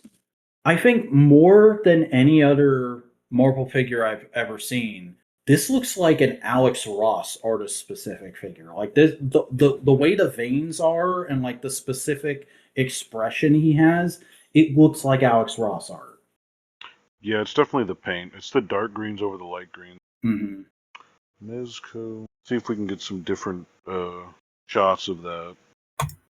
Trying to find if I could find that. Well, while you're looking for that, the only other new thing that I think we'd be interested in is they're doing a Nightcrawler, and he has the same kind of thing as Superman. I feel where like the suit looks just a little too big on him. Yeah, see, somebody took a picture with a different kind of camera that muted the green, and that looks, because it has like a more even blend. Mm-hmm. That looks a little bit. It also makes the head look better. So I think that is quite literally like a weird like camera angle because it's perfectly head on with like the face in that first picture. It reminds me of the. Truthfully, whenever I first saw it, I thought it was. I didn't even realize it was like a Mezco thing, but like it reminds me of the was it like Marvel Legends like Icons Hulk? Was that what it was? Marvel A little bit. Legends. Okay, something that I just don't know how you kind of deal with it with Nightcrawler, because the shadow on Nightcrawler's face is so iconic. You have to have it. Mm-hmm. So But not the Icons one. I don't think I think something's. The dark blue needed to cover the eyes. It needed to be more. Yeah. It need like I always think of the shadow as like it makes his eyes darker, and the way they've done it here, it looks like the eyes are brighter than the rest of the face, which is kind of weird. It looks like he got banged on the forehead, like something just. Or like he got ink shot in his face. Yeah, it doesn't look like it. It doesn't read as shadow. I like it. If I had all the money in the world, this would probably be one of my favorite Nightcrawlers. It's just, hey, nitpick. Yeah. Yeah, that is very similar. The Icons Hulk. That's not the Icons Hulk. That's like the new 14-inch. Yeah. I've never heard of Marvel Legends 14-inch. Well, because like the Icon series were also big, but that was like Toy Biz. This is when like they did. I think they did a Spider-Man, a Captain America. Oh no, that was called Icons. But I think they were. Yeah, they were like a. Because I never saw those in person. This is from like a couple years ago. Yeah. No, I know what you're talking about. This Hulk, is that the one you're looking for? 27. No, that's that. What I posted was the correct one. I called it Icons because what you posted is what I mistook it for. But okay, like, but I could have been sworn that big one is called Icons. Like that was Hasbro's take on Icons. Okay, they call it. I think that is what they called it. Icon, maybe without the S. Yeah, that sounds right. Because it was so there and gone. They only did one wave. I think that's just like a specific take on Hulk, but it's one that I tend not to like too much.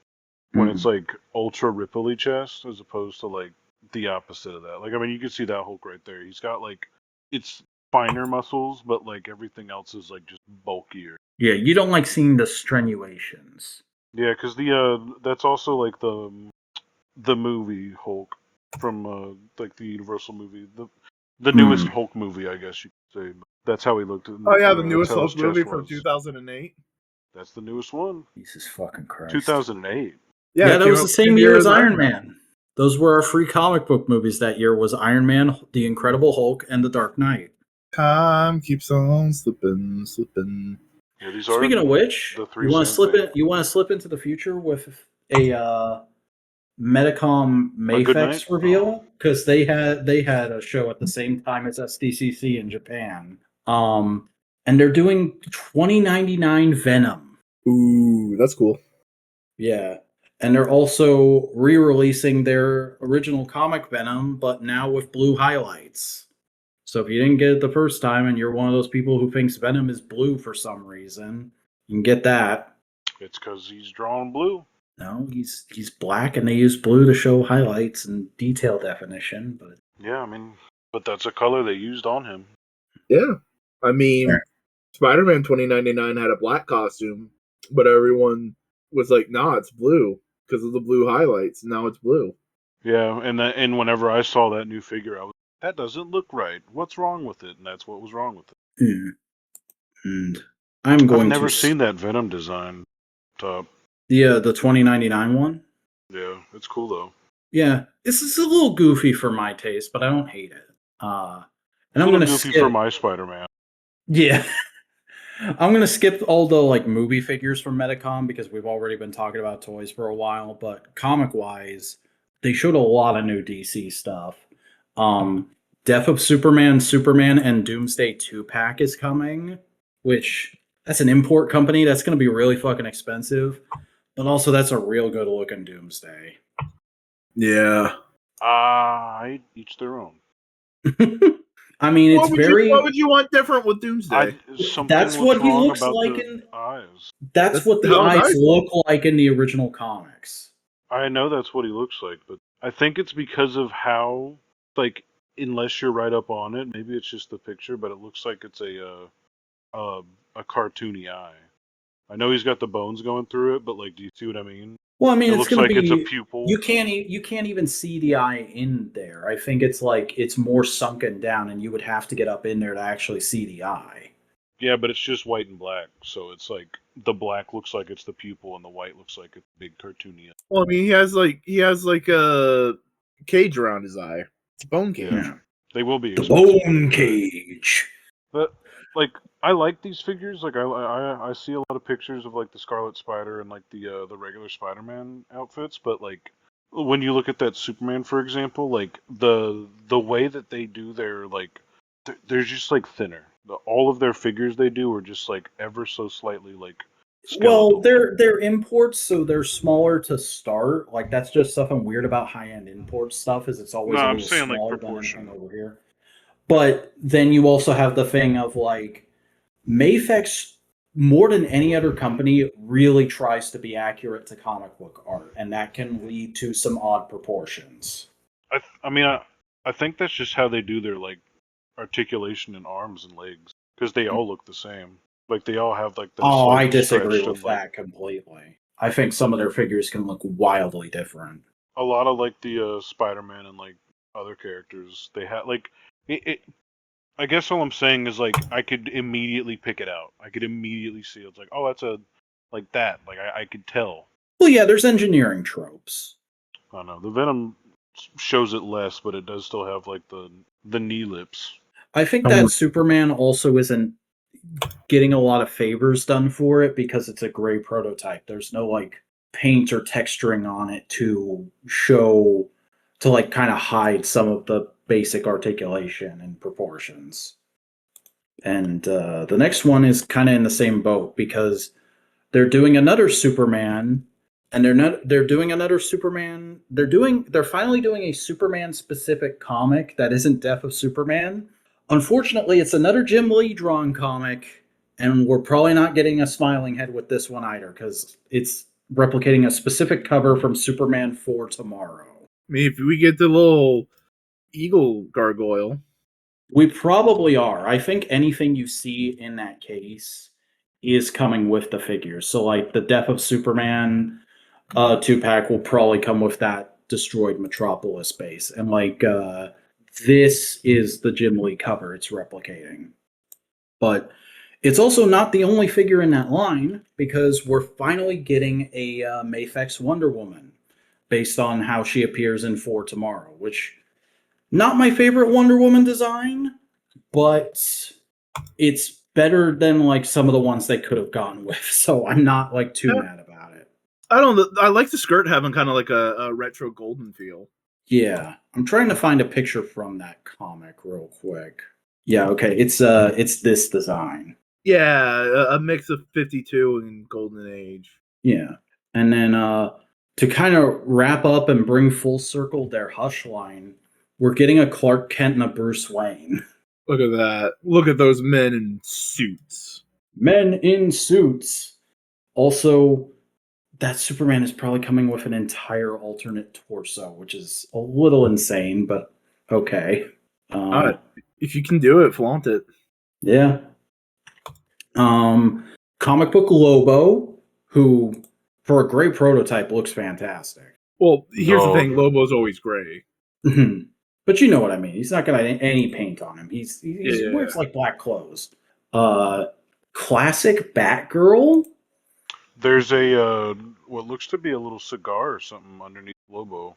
Yeah. Oh, he may have a cigar. That's cool. That would be that neat. Batgirl looks really good. Yeah. She doesn't have like the same thing. Neither does that Lobo, but she doesn't have the same thing going on with the.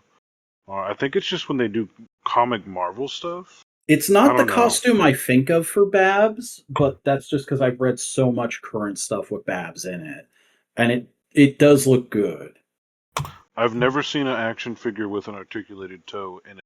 Ooh. Yeah, I'm a little worried about that. That's got to be a very stiff toe. Mm-hmm. No, because like even if you tilted the toe all the way up, there's still that very bottom piece. So there's still 2 points of contact for the foot. I mean, it's still like a little like iffy, but like I'm sure it'll still stand up. I mean, she's on a stand though. Mm-hmm. They all are. They all are. And then the last comic thing I can see here is I'm not sure if this is a 2-pack or if these are like single releases coming at the same time. But they're doing another Hush Batman and Ra's al Ghul, and they come with accessories that go together so that you can have them do a sword duel. Are these like aren't these like $100 each or something? Depends on the figure. They range from like 70 to 150. Yeah. Mafex tends to kind of play it by ear price wise because it'll be like here you'll get like 2 pre-orders a month, and they're typically like I want to say within $100, but things can be kind of crazy. And one of the things I didn't want to go into too much is they're doing a Joaquin Phoenix Joker, and he comes with the fucking steps. So that is the most iconic scene in the movie. Yeah, but also like, fair. Is it cheaper than McFarlane's bullshit? It's probably going to be the same price because look at how big those fucking steps are. That's going to be solid plastic, dude. That's kind of crazy. Like, apparently there's a thing where like WB just really doesn't want toys of that Joker getting into children's hand, so it has to be at like a certain price point or higher. Wait, does it also come with a chair?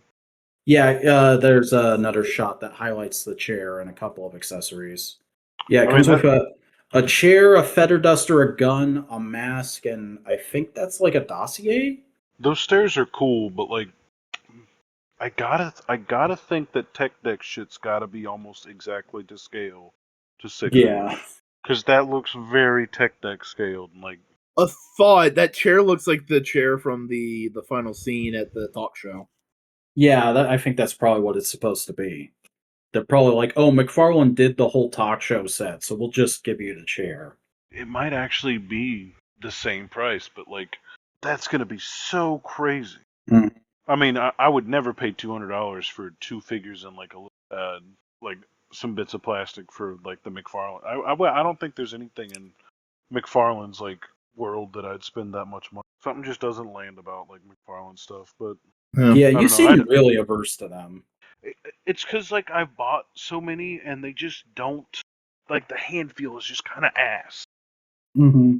And one of them broke. Like I had like a lot of issues, but like every time I see one in person, something's off about the faces.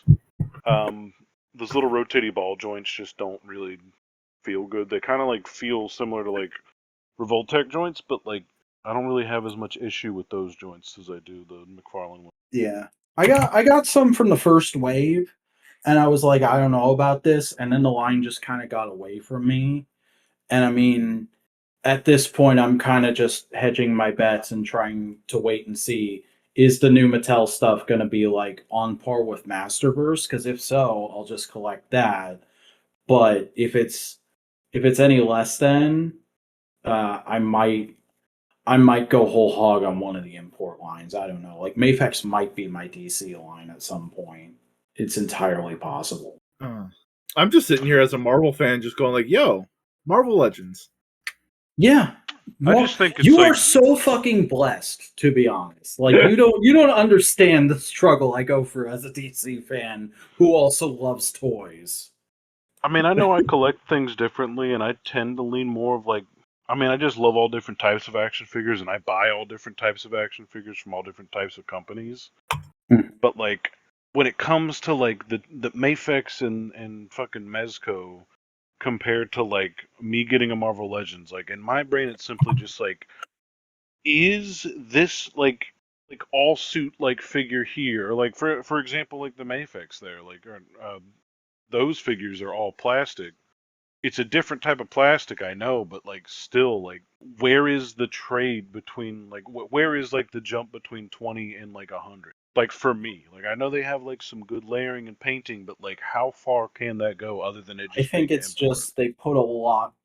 It's something about like how collector figures are done over there, plus the fact that you're importing it, and like the articulation is like it's not insanely better, but it's always significantly better than like The what you get Spider-Man over here.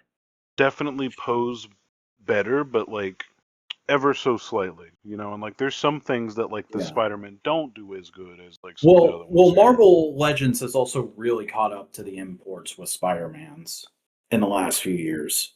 Yeah, but like I'm just more coming from like there seems to be like an even more apparent like notion of like some things just cost the way they cost because that's how it is here, and so like we charge this much for this stuff. And when I see like all these different companies like offer all these different size things, I don't know, like I always get into like plastic weight and other things because it's like a lot of these little baby factoids have been given to us for like whether it be excuses or just explanation as to why certain things have to happen certain ways. So once I'm told that, I just kind of like store it back there, and then Oh yeah, no, I'm the same way. I think it's just you and I have like slightly different expectations for certain things. yeah, because like with Marvel Legends, for again, like for what I want on the shelf, like the increase in quality between the two just does not seem worth it when I think about like, all right, so if I want a lot of these, I'm gonna like if I took the amount that I'd spend over here and apply it to like regular Legends, I'm gonna come out with like a whole shelf worth of stuff. But you know, it just depends on how you're collecting too. If you're only buying like one or two Yeah. characters and you just want some stuff around, or if you only buy imports specifically, like that's another thing. Like I used to collect SH Fig Arts a lot more, and I really appreciated Fig Arts for a long time. If I was ever going to get back into them, it'd be back into Dragon Ball Z because like there's never been anything else Well, and that that's that's like also my comparable. thing is like my brain with imports is sort of like always defaulting back to the days of like when SH Figure Arts started with Kamen Rider and Super Sentai and looking at that compared to like what Bandai of America was doing with Power Rangers at the time and being like, oh, there's no fucking contest. Yeah, it used to be a lot more like apparent, but now it's just a little bit different. Like, cause like back then the prices were just generally how shit's been going. I don't know. Even still, it's just like it comes from like a value thing, and like I when I look at that, when I look at like those Mayfexes and stuff, I think of like across the board figures and like other things that cost similar prices. Like if some of those figures get upwards of like 200, or I mean, shit. Look back at the McFarlane uh, Joker 2-pack. Like that is almost hot toy prices for not the same amount of stuff. like yeah. like weight or whatever. That 2-pack is so obviously just we shoved as much shit in here to jack up the price, and even then we had to jack up the price even more because of the WB mandate that supposedly exists. That sounds like what I would say if I was Todd and I didn't want to catch flack for trying to like cash in. I mean, think about all the other shit they tried to pull off. We had fucking NFT and crypto figures and other dumb shit. I don't know. Like when you get more into like Lego collecting, a lot of it makes more sense because like Lego fans and kind of Lego operated off of this like price per part rule for a little while, Mm-hmm. and it would kind of always make sense unless you like would get into like larger plastic things. And so like that's where most of my like thinking comes from, because like if a regular Lego set was going to cost a certain price and it has like 100 pieces, that's usually like about $10. Or if it's like 1,000 pieces, it's 100. Or 1,000 pieces is $100. So like 500 pieces would be like 50. It kind of works that way. Unless you start getting into like some of the themes. Like the most egregious one is Star Wars. Um, like right now, there's a Wally set that has Wally, Eva, Marv, the little like eraser bot, and then it also comes with the boot and a little roach. And all of that is about 800 or 900 pieces, offered for I think either $60 or $70. So it's pretty correctly priced apart, and it's a Disney product. You go over to the new clone turbo tank that's coming out this, and it's also 800 pieces. It comes with 5 figures, mind you. Both of these sets have like a lot of different colors. The clone turbo tank's mostly gray, but a lot of different like little prints and like features and stuff. But like same amount of pieces almost. Same amount of plastic as well, because the turbo tank doesn't have bigger wheels. It has smaller wheels, and people have been complaining about it. But that turbo tank costs $160. So it's double.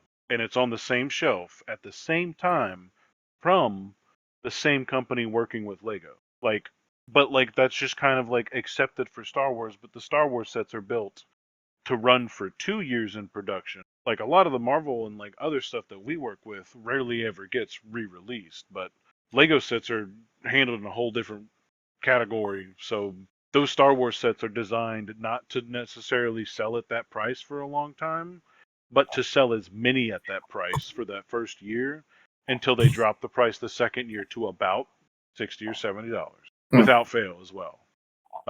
So it's just like one of those things where it's like my brain's kind of pre-coded to like look at all shit that way. And when like Transformers and Marvel Legends have always had like this vaguish kind of system of like character with vehicle, if it's a bike style thing, costs this much. Character with vehicle, if it's larger, is this much. Just different scale Transformers. It's all just like a weird mix of things. And I don't know. I'm always going to be a proponent of like these companies are always going to charge us way more than what they maybe would need to. But I know we're not in that kind of place to like even fucking with that kind of shit. I mean, we can personally be fucking with that shit just on a internal politic of like they charge that much not because that's what is reasonable for making a little bit of a profit. They charge that much because it justifies the profit to shareholders and everything. I think a little bit of a peek into some evidence for that would be the fiascos that were going on with Walmart and Target whenever they were mass like price cutting to like move stuff because it kept like sitting in their store and whatnot, but like they were still selling things and still making money off of it. Yeah. But technically a lot of that stuff is import. I think almost all of it is. None of the stuff, almost no action figure making is handled over when it comes to like We a lot of literally the don't have the injection. technology for it here anymore. Yeah, no, we pretty much gave up most of it. We There's gave like up a lot of other toy manufacturing in companies. general. No, I know. Like we have other toy companies that do build here and like manufacture here, but like it's companies that are like all over the place, like Melissa and Doug or like Fisher Price and other stuff. I'm not sure about Fisher Price, but like that, like it's other types of toy things. Yeah, and it's also like certain ways like action figure molding injection is done, and certain paints that are used on figures and methods of applying that paint are, and this is a whole thing about like ethical manufacturing in other countries, but it's so potentially toxic that it's illegal to do over here right now. Well, don't you worry about that. That'll end by the end of this year. Oh yeah. It actually, well, technically it ended like yesterday, but they slashed a lot of the protections that we used to have over manufacturing via executive order like the other day. Yeah, makes sense, because his whole thing is he's trying to get him to move over here, and it's not gonna happen unless they literally can, and even then it won't be until your term is over, you fucking moron. It won't be, and it won't, because here's the thing. If they move over here to manufacture, they're not gonna hire Americans. They're just gonna bring their already established workers. Yeah, they're not going to try to train people over here. No. There's fucking like learned generational knowledge that has to come over here with all that manufacturing. That was like, they spent a lot of money to teach people in other countries that. They're not going to spend all that money again to teach us that. I don't even know if it would. I think it's I don't know that it's generational. I hard just think to, it's like- just experience. Yeah. Yeah, it's not like that hard to like teach or train or anything like that. It's just I think like, the biggest thing why is would just we do getting it? that good.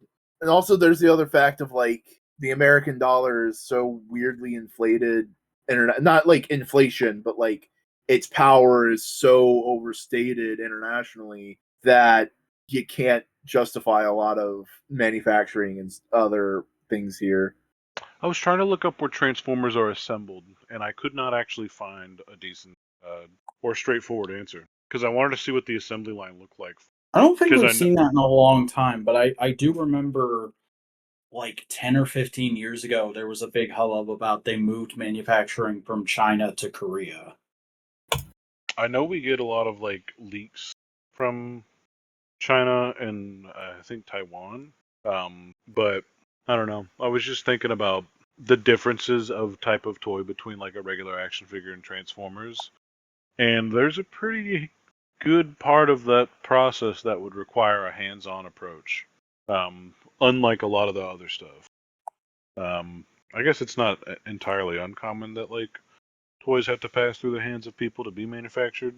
But I don't know. It just made me a little mildly worried about things because I couldn't find an updated version of it. Because like I remember seeing it back in the day, and just like nothing now. So I'm like, oh, that might not mean, or that might mean they don't want it They regularly definitely known. don't want it. Good gosh golly.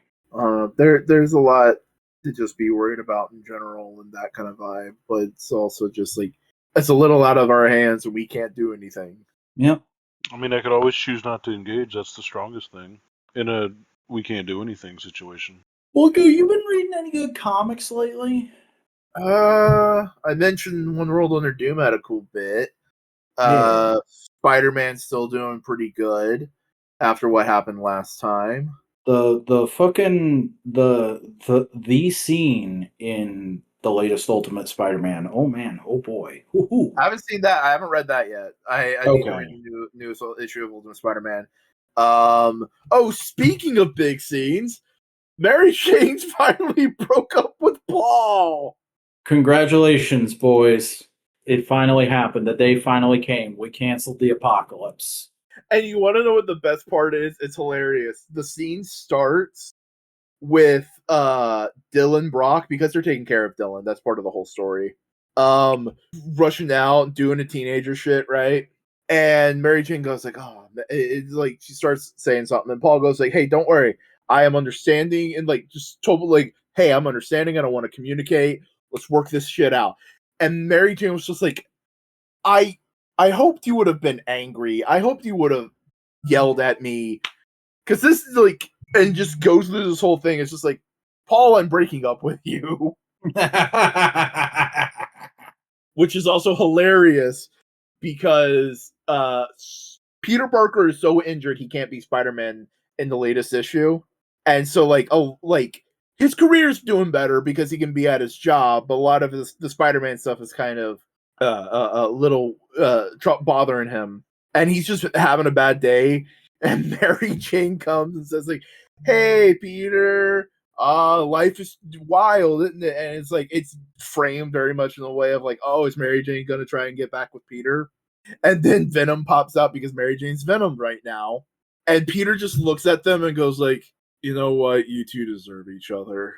And he just walks into his apartment, and they're like, that was the moment where like I saw that panel, and I don't know what else I was doing at the time, but I definitely stopped what I was doing and like clapped to myself for a minute. Good for Peter. Man has finally learned some self-respect.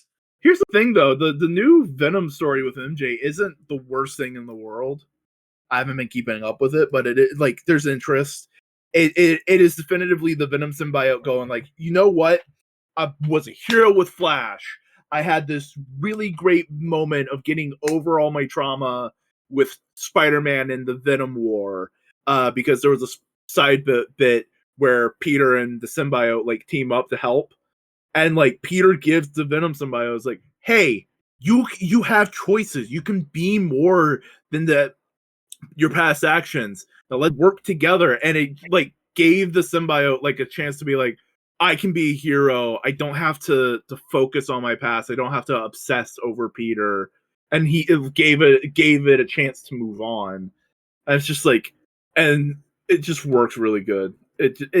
Spider-Man isn't doing 10 out of 10 stuff right now, all the Spider books, but like it can be 10 it can be 8 out of 10, 7 out of 10 on some good times. It sounds like to me they're making the best out of some concepts that to me sound god awful when I hear them. Yeah, it's very much that kind of thing.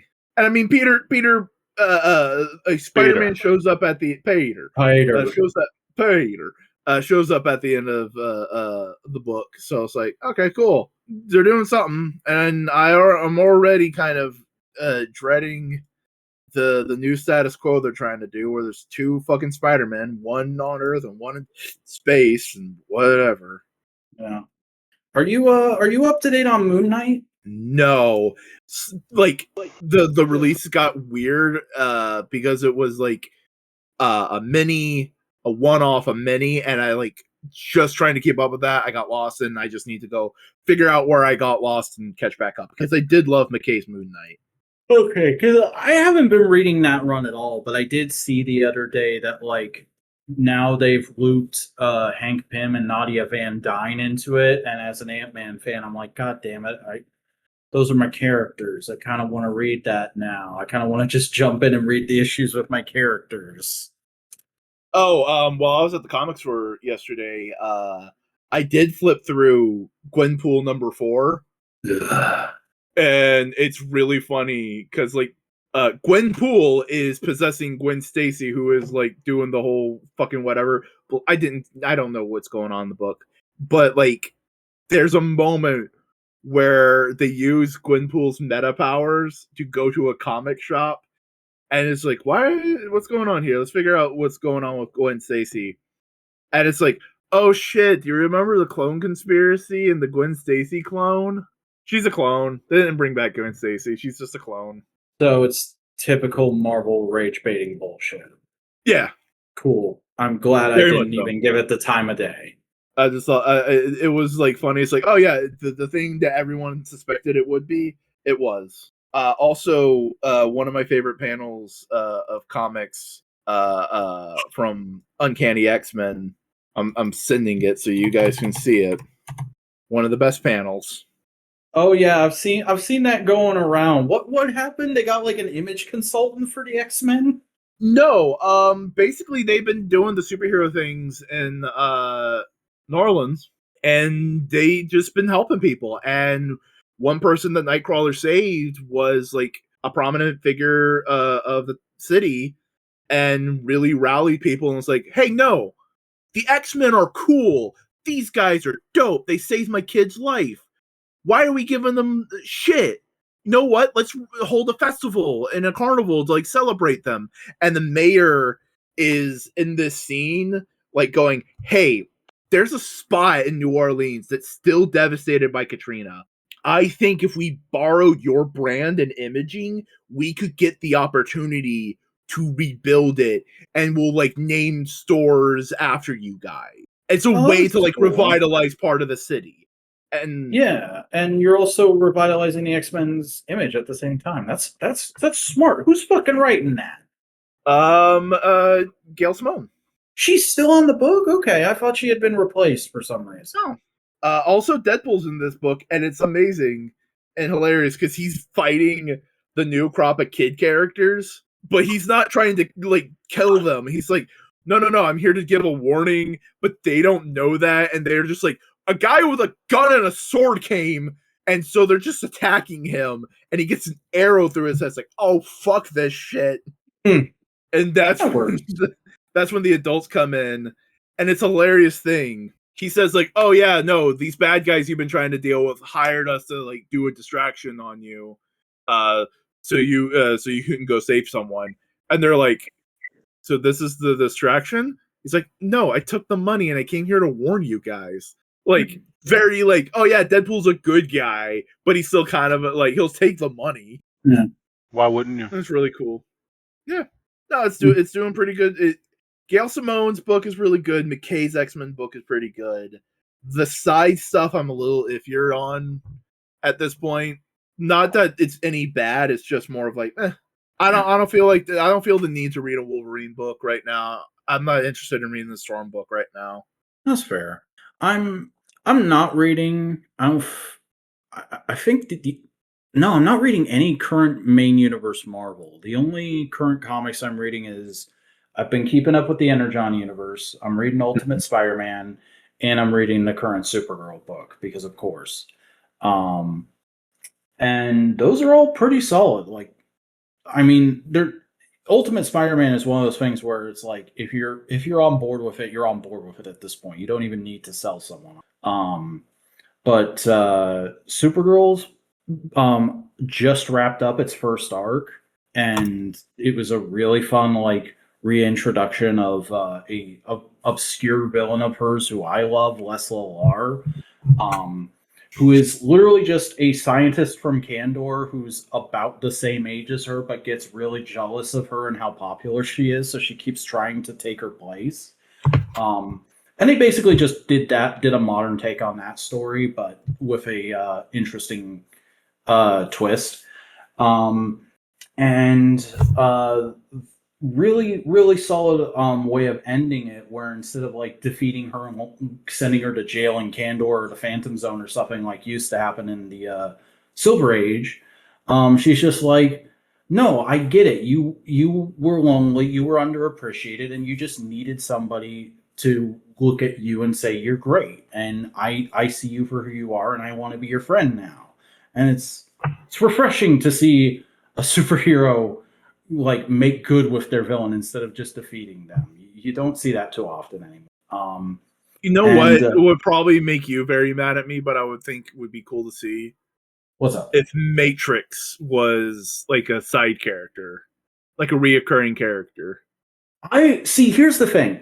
I don't hate Matrix as a character. I hate that she is a lot of people's definitive, like that's their Supergirl, because it's literally not Supergirl.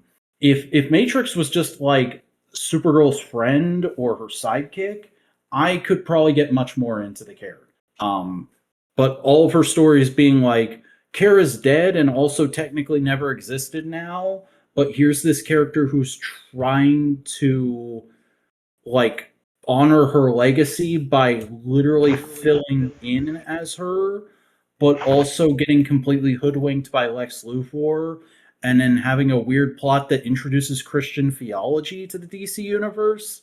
It's all fucking weird, and I hate it.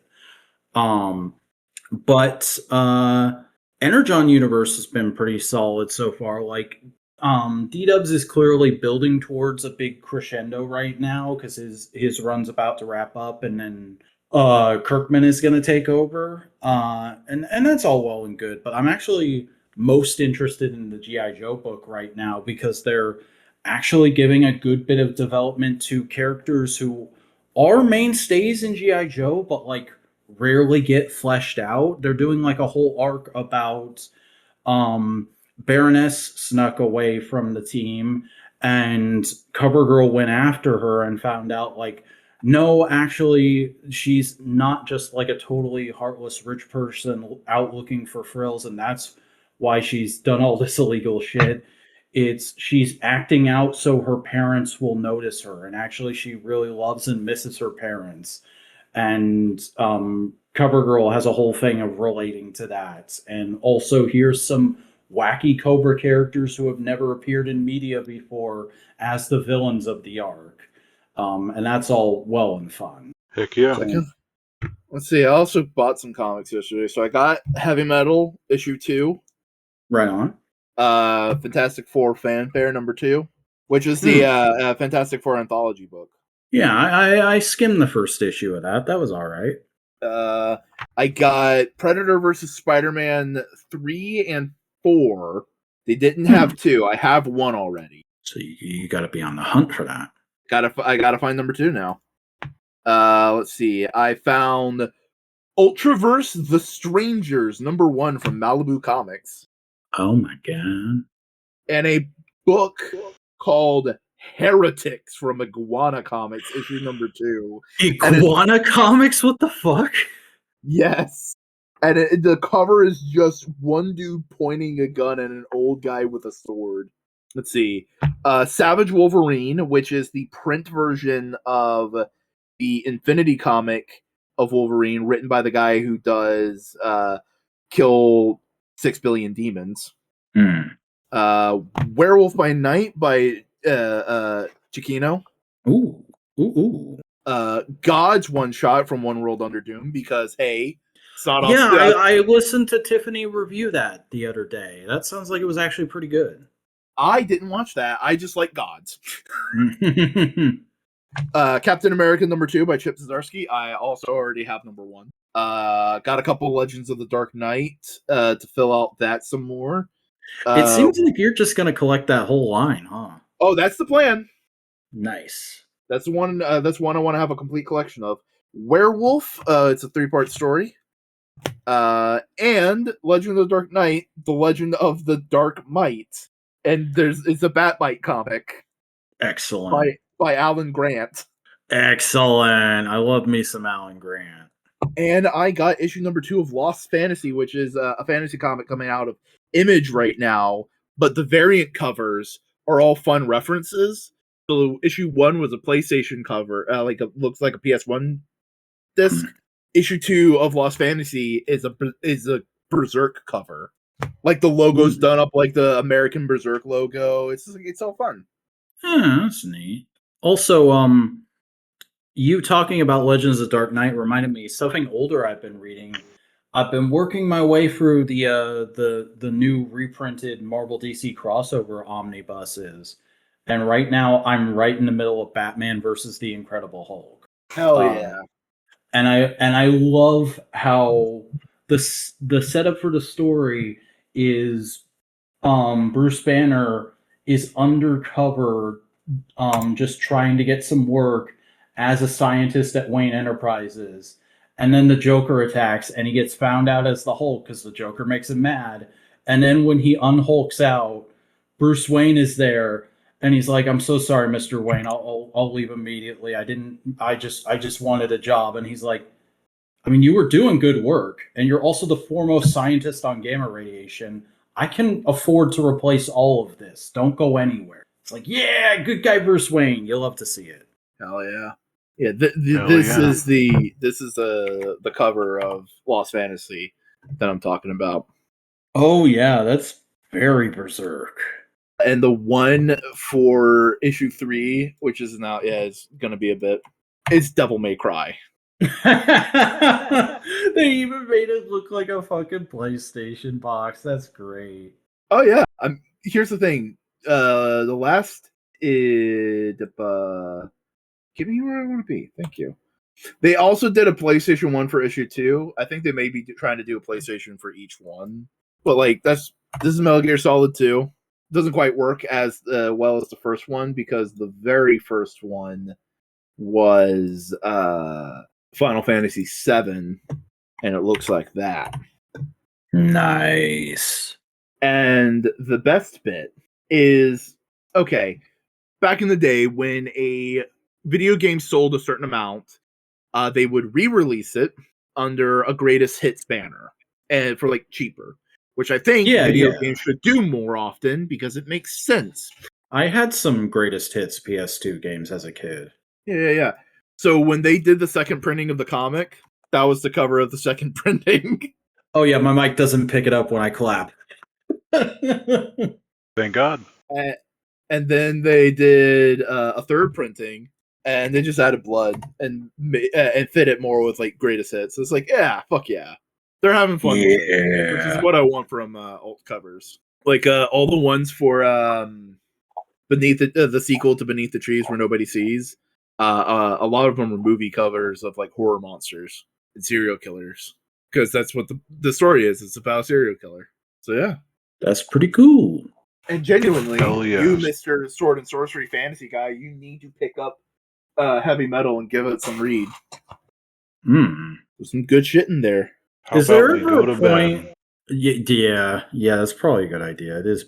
It's very lame. Yeah. We've been going for a bit, but we also started a little late. Mm-hmm. No, you started late. I was here at 8:30. Well, motherfucker, guess what? We're a team. We got to work on this together. Yeah, that's why we had to wait. You weren't even here last week. I'm sorry I had to work and earn money. I also worked today. I had to get up at 7:30. I went to the park today. It was delightful. Would you like to tell the people where they can find you? Hey, I'm Simeon. I take photos of toys and post them on the internet, and I also talk about toys on the internet, and I also talk about other things on the internet.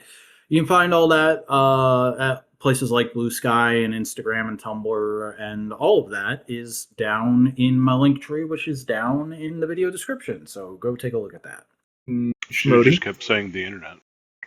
My name is Snowbird C. Bobert. You can find me at never_robot on Instagram and at Bluesky on Bluesky by Bluesky. Dun dun dun dun. Hello, I'm Boingo. You can find me on a variety of places on the internet: on YouTube at Boingo Writer, on Bluesky at Boingo Writer, and on Twitch at /Boingo Writer. You, of course, can go find Buster. Links to their stuff is in the description. But in the meantime, this has been Modular Components, a podcast made by us. Hey, how you doing? Subscribe to the YouTube channel if you will. Leave a like and a comment. Find this on podcasting platforms of your choice. And until next time, fellas, do you have anything else you would like to say?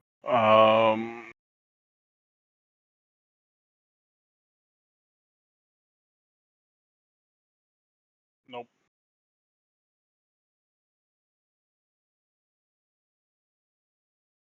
Yes.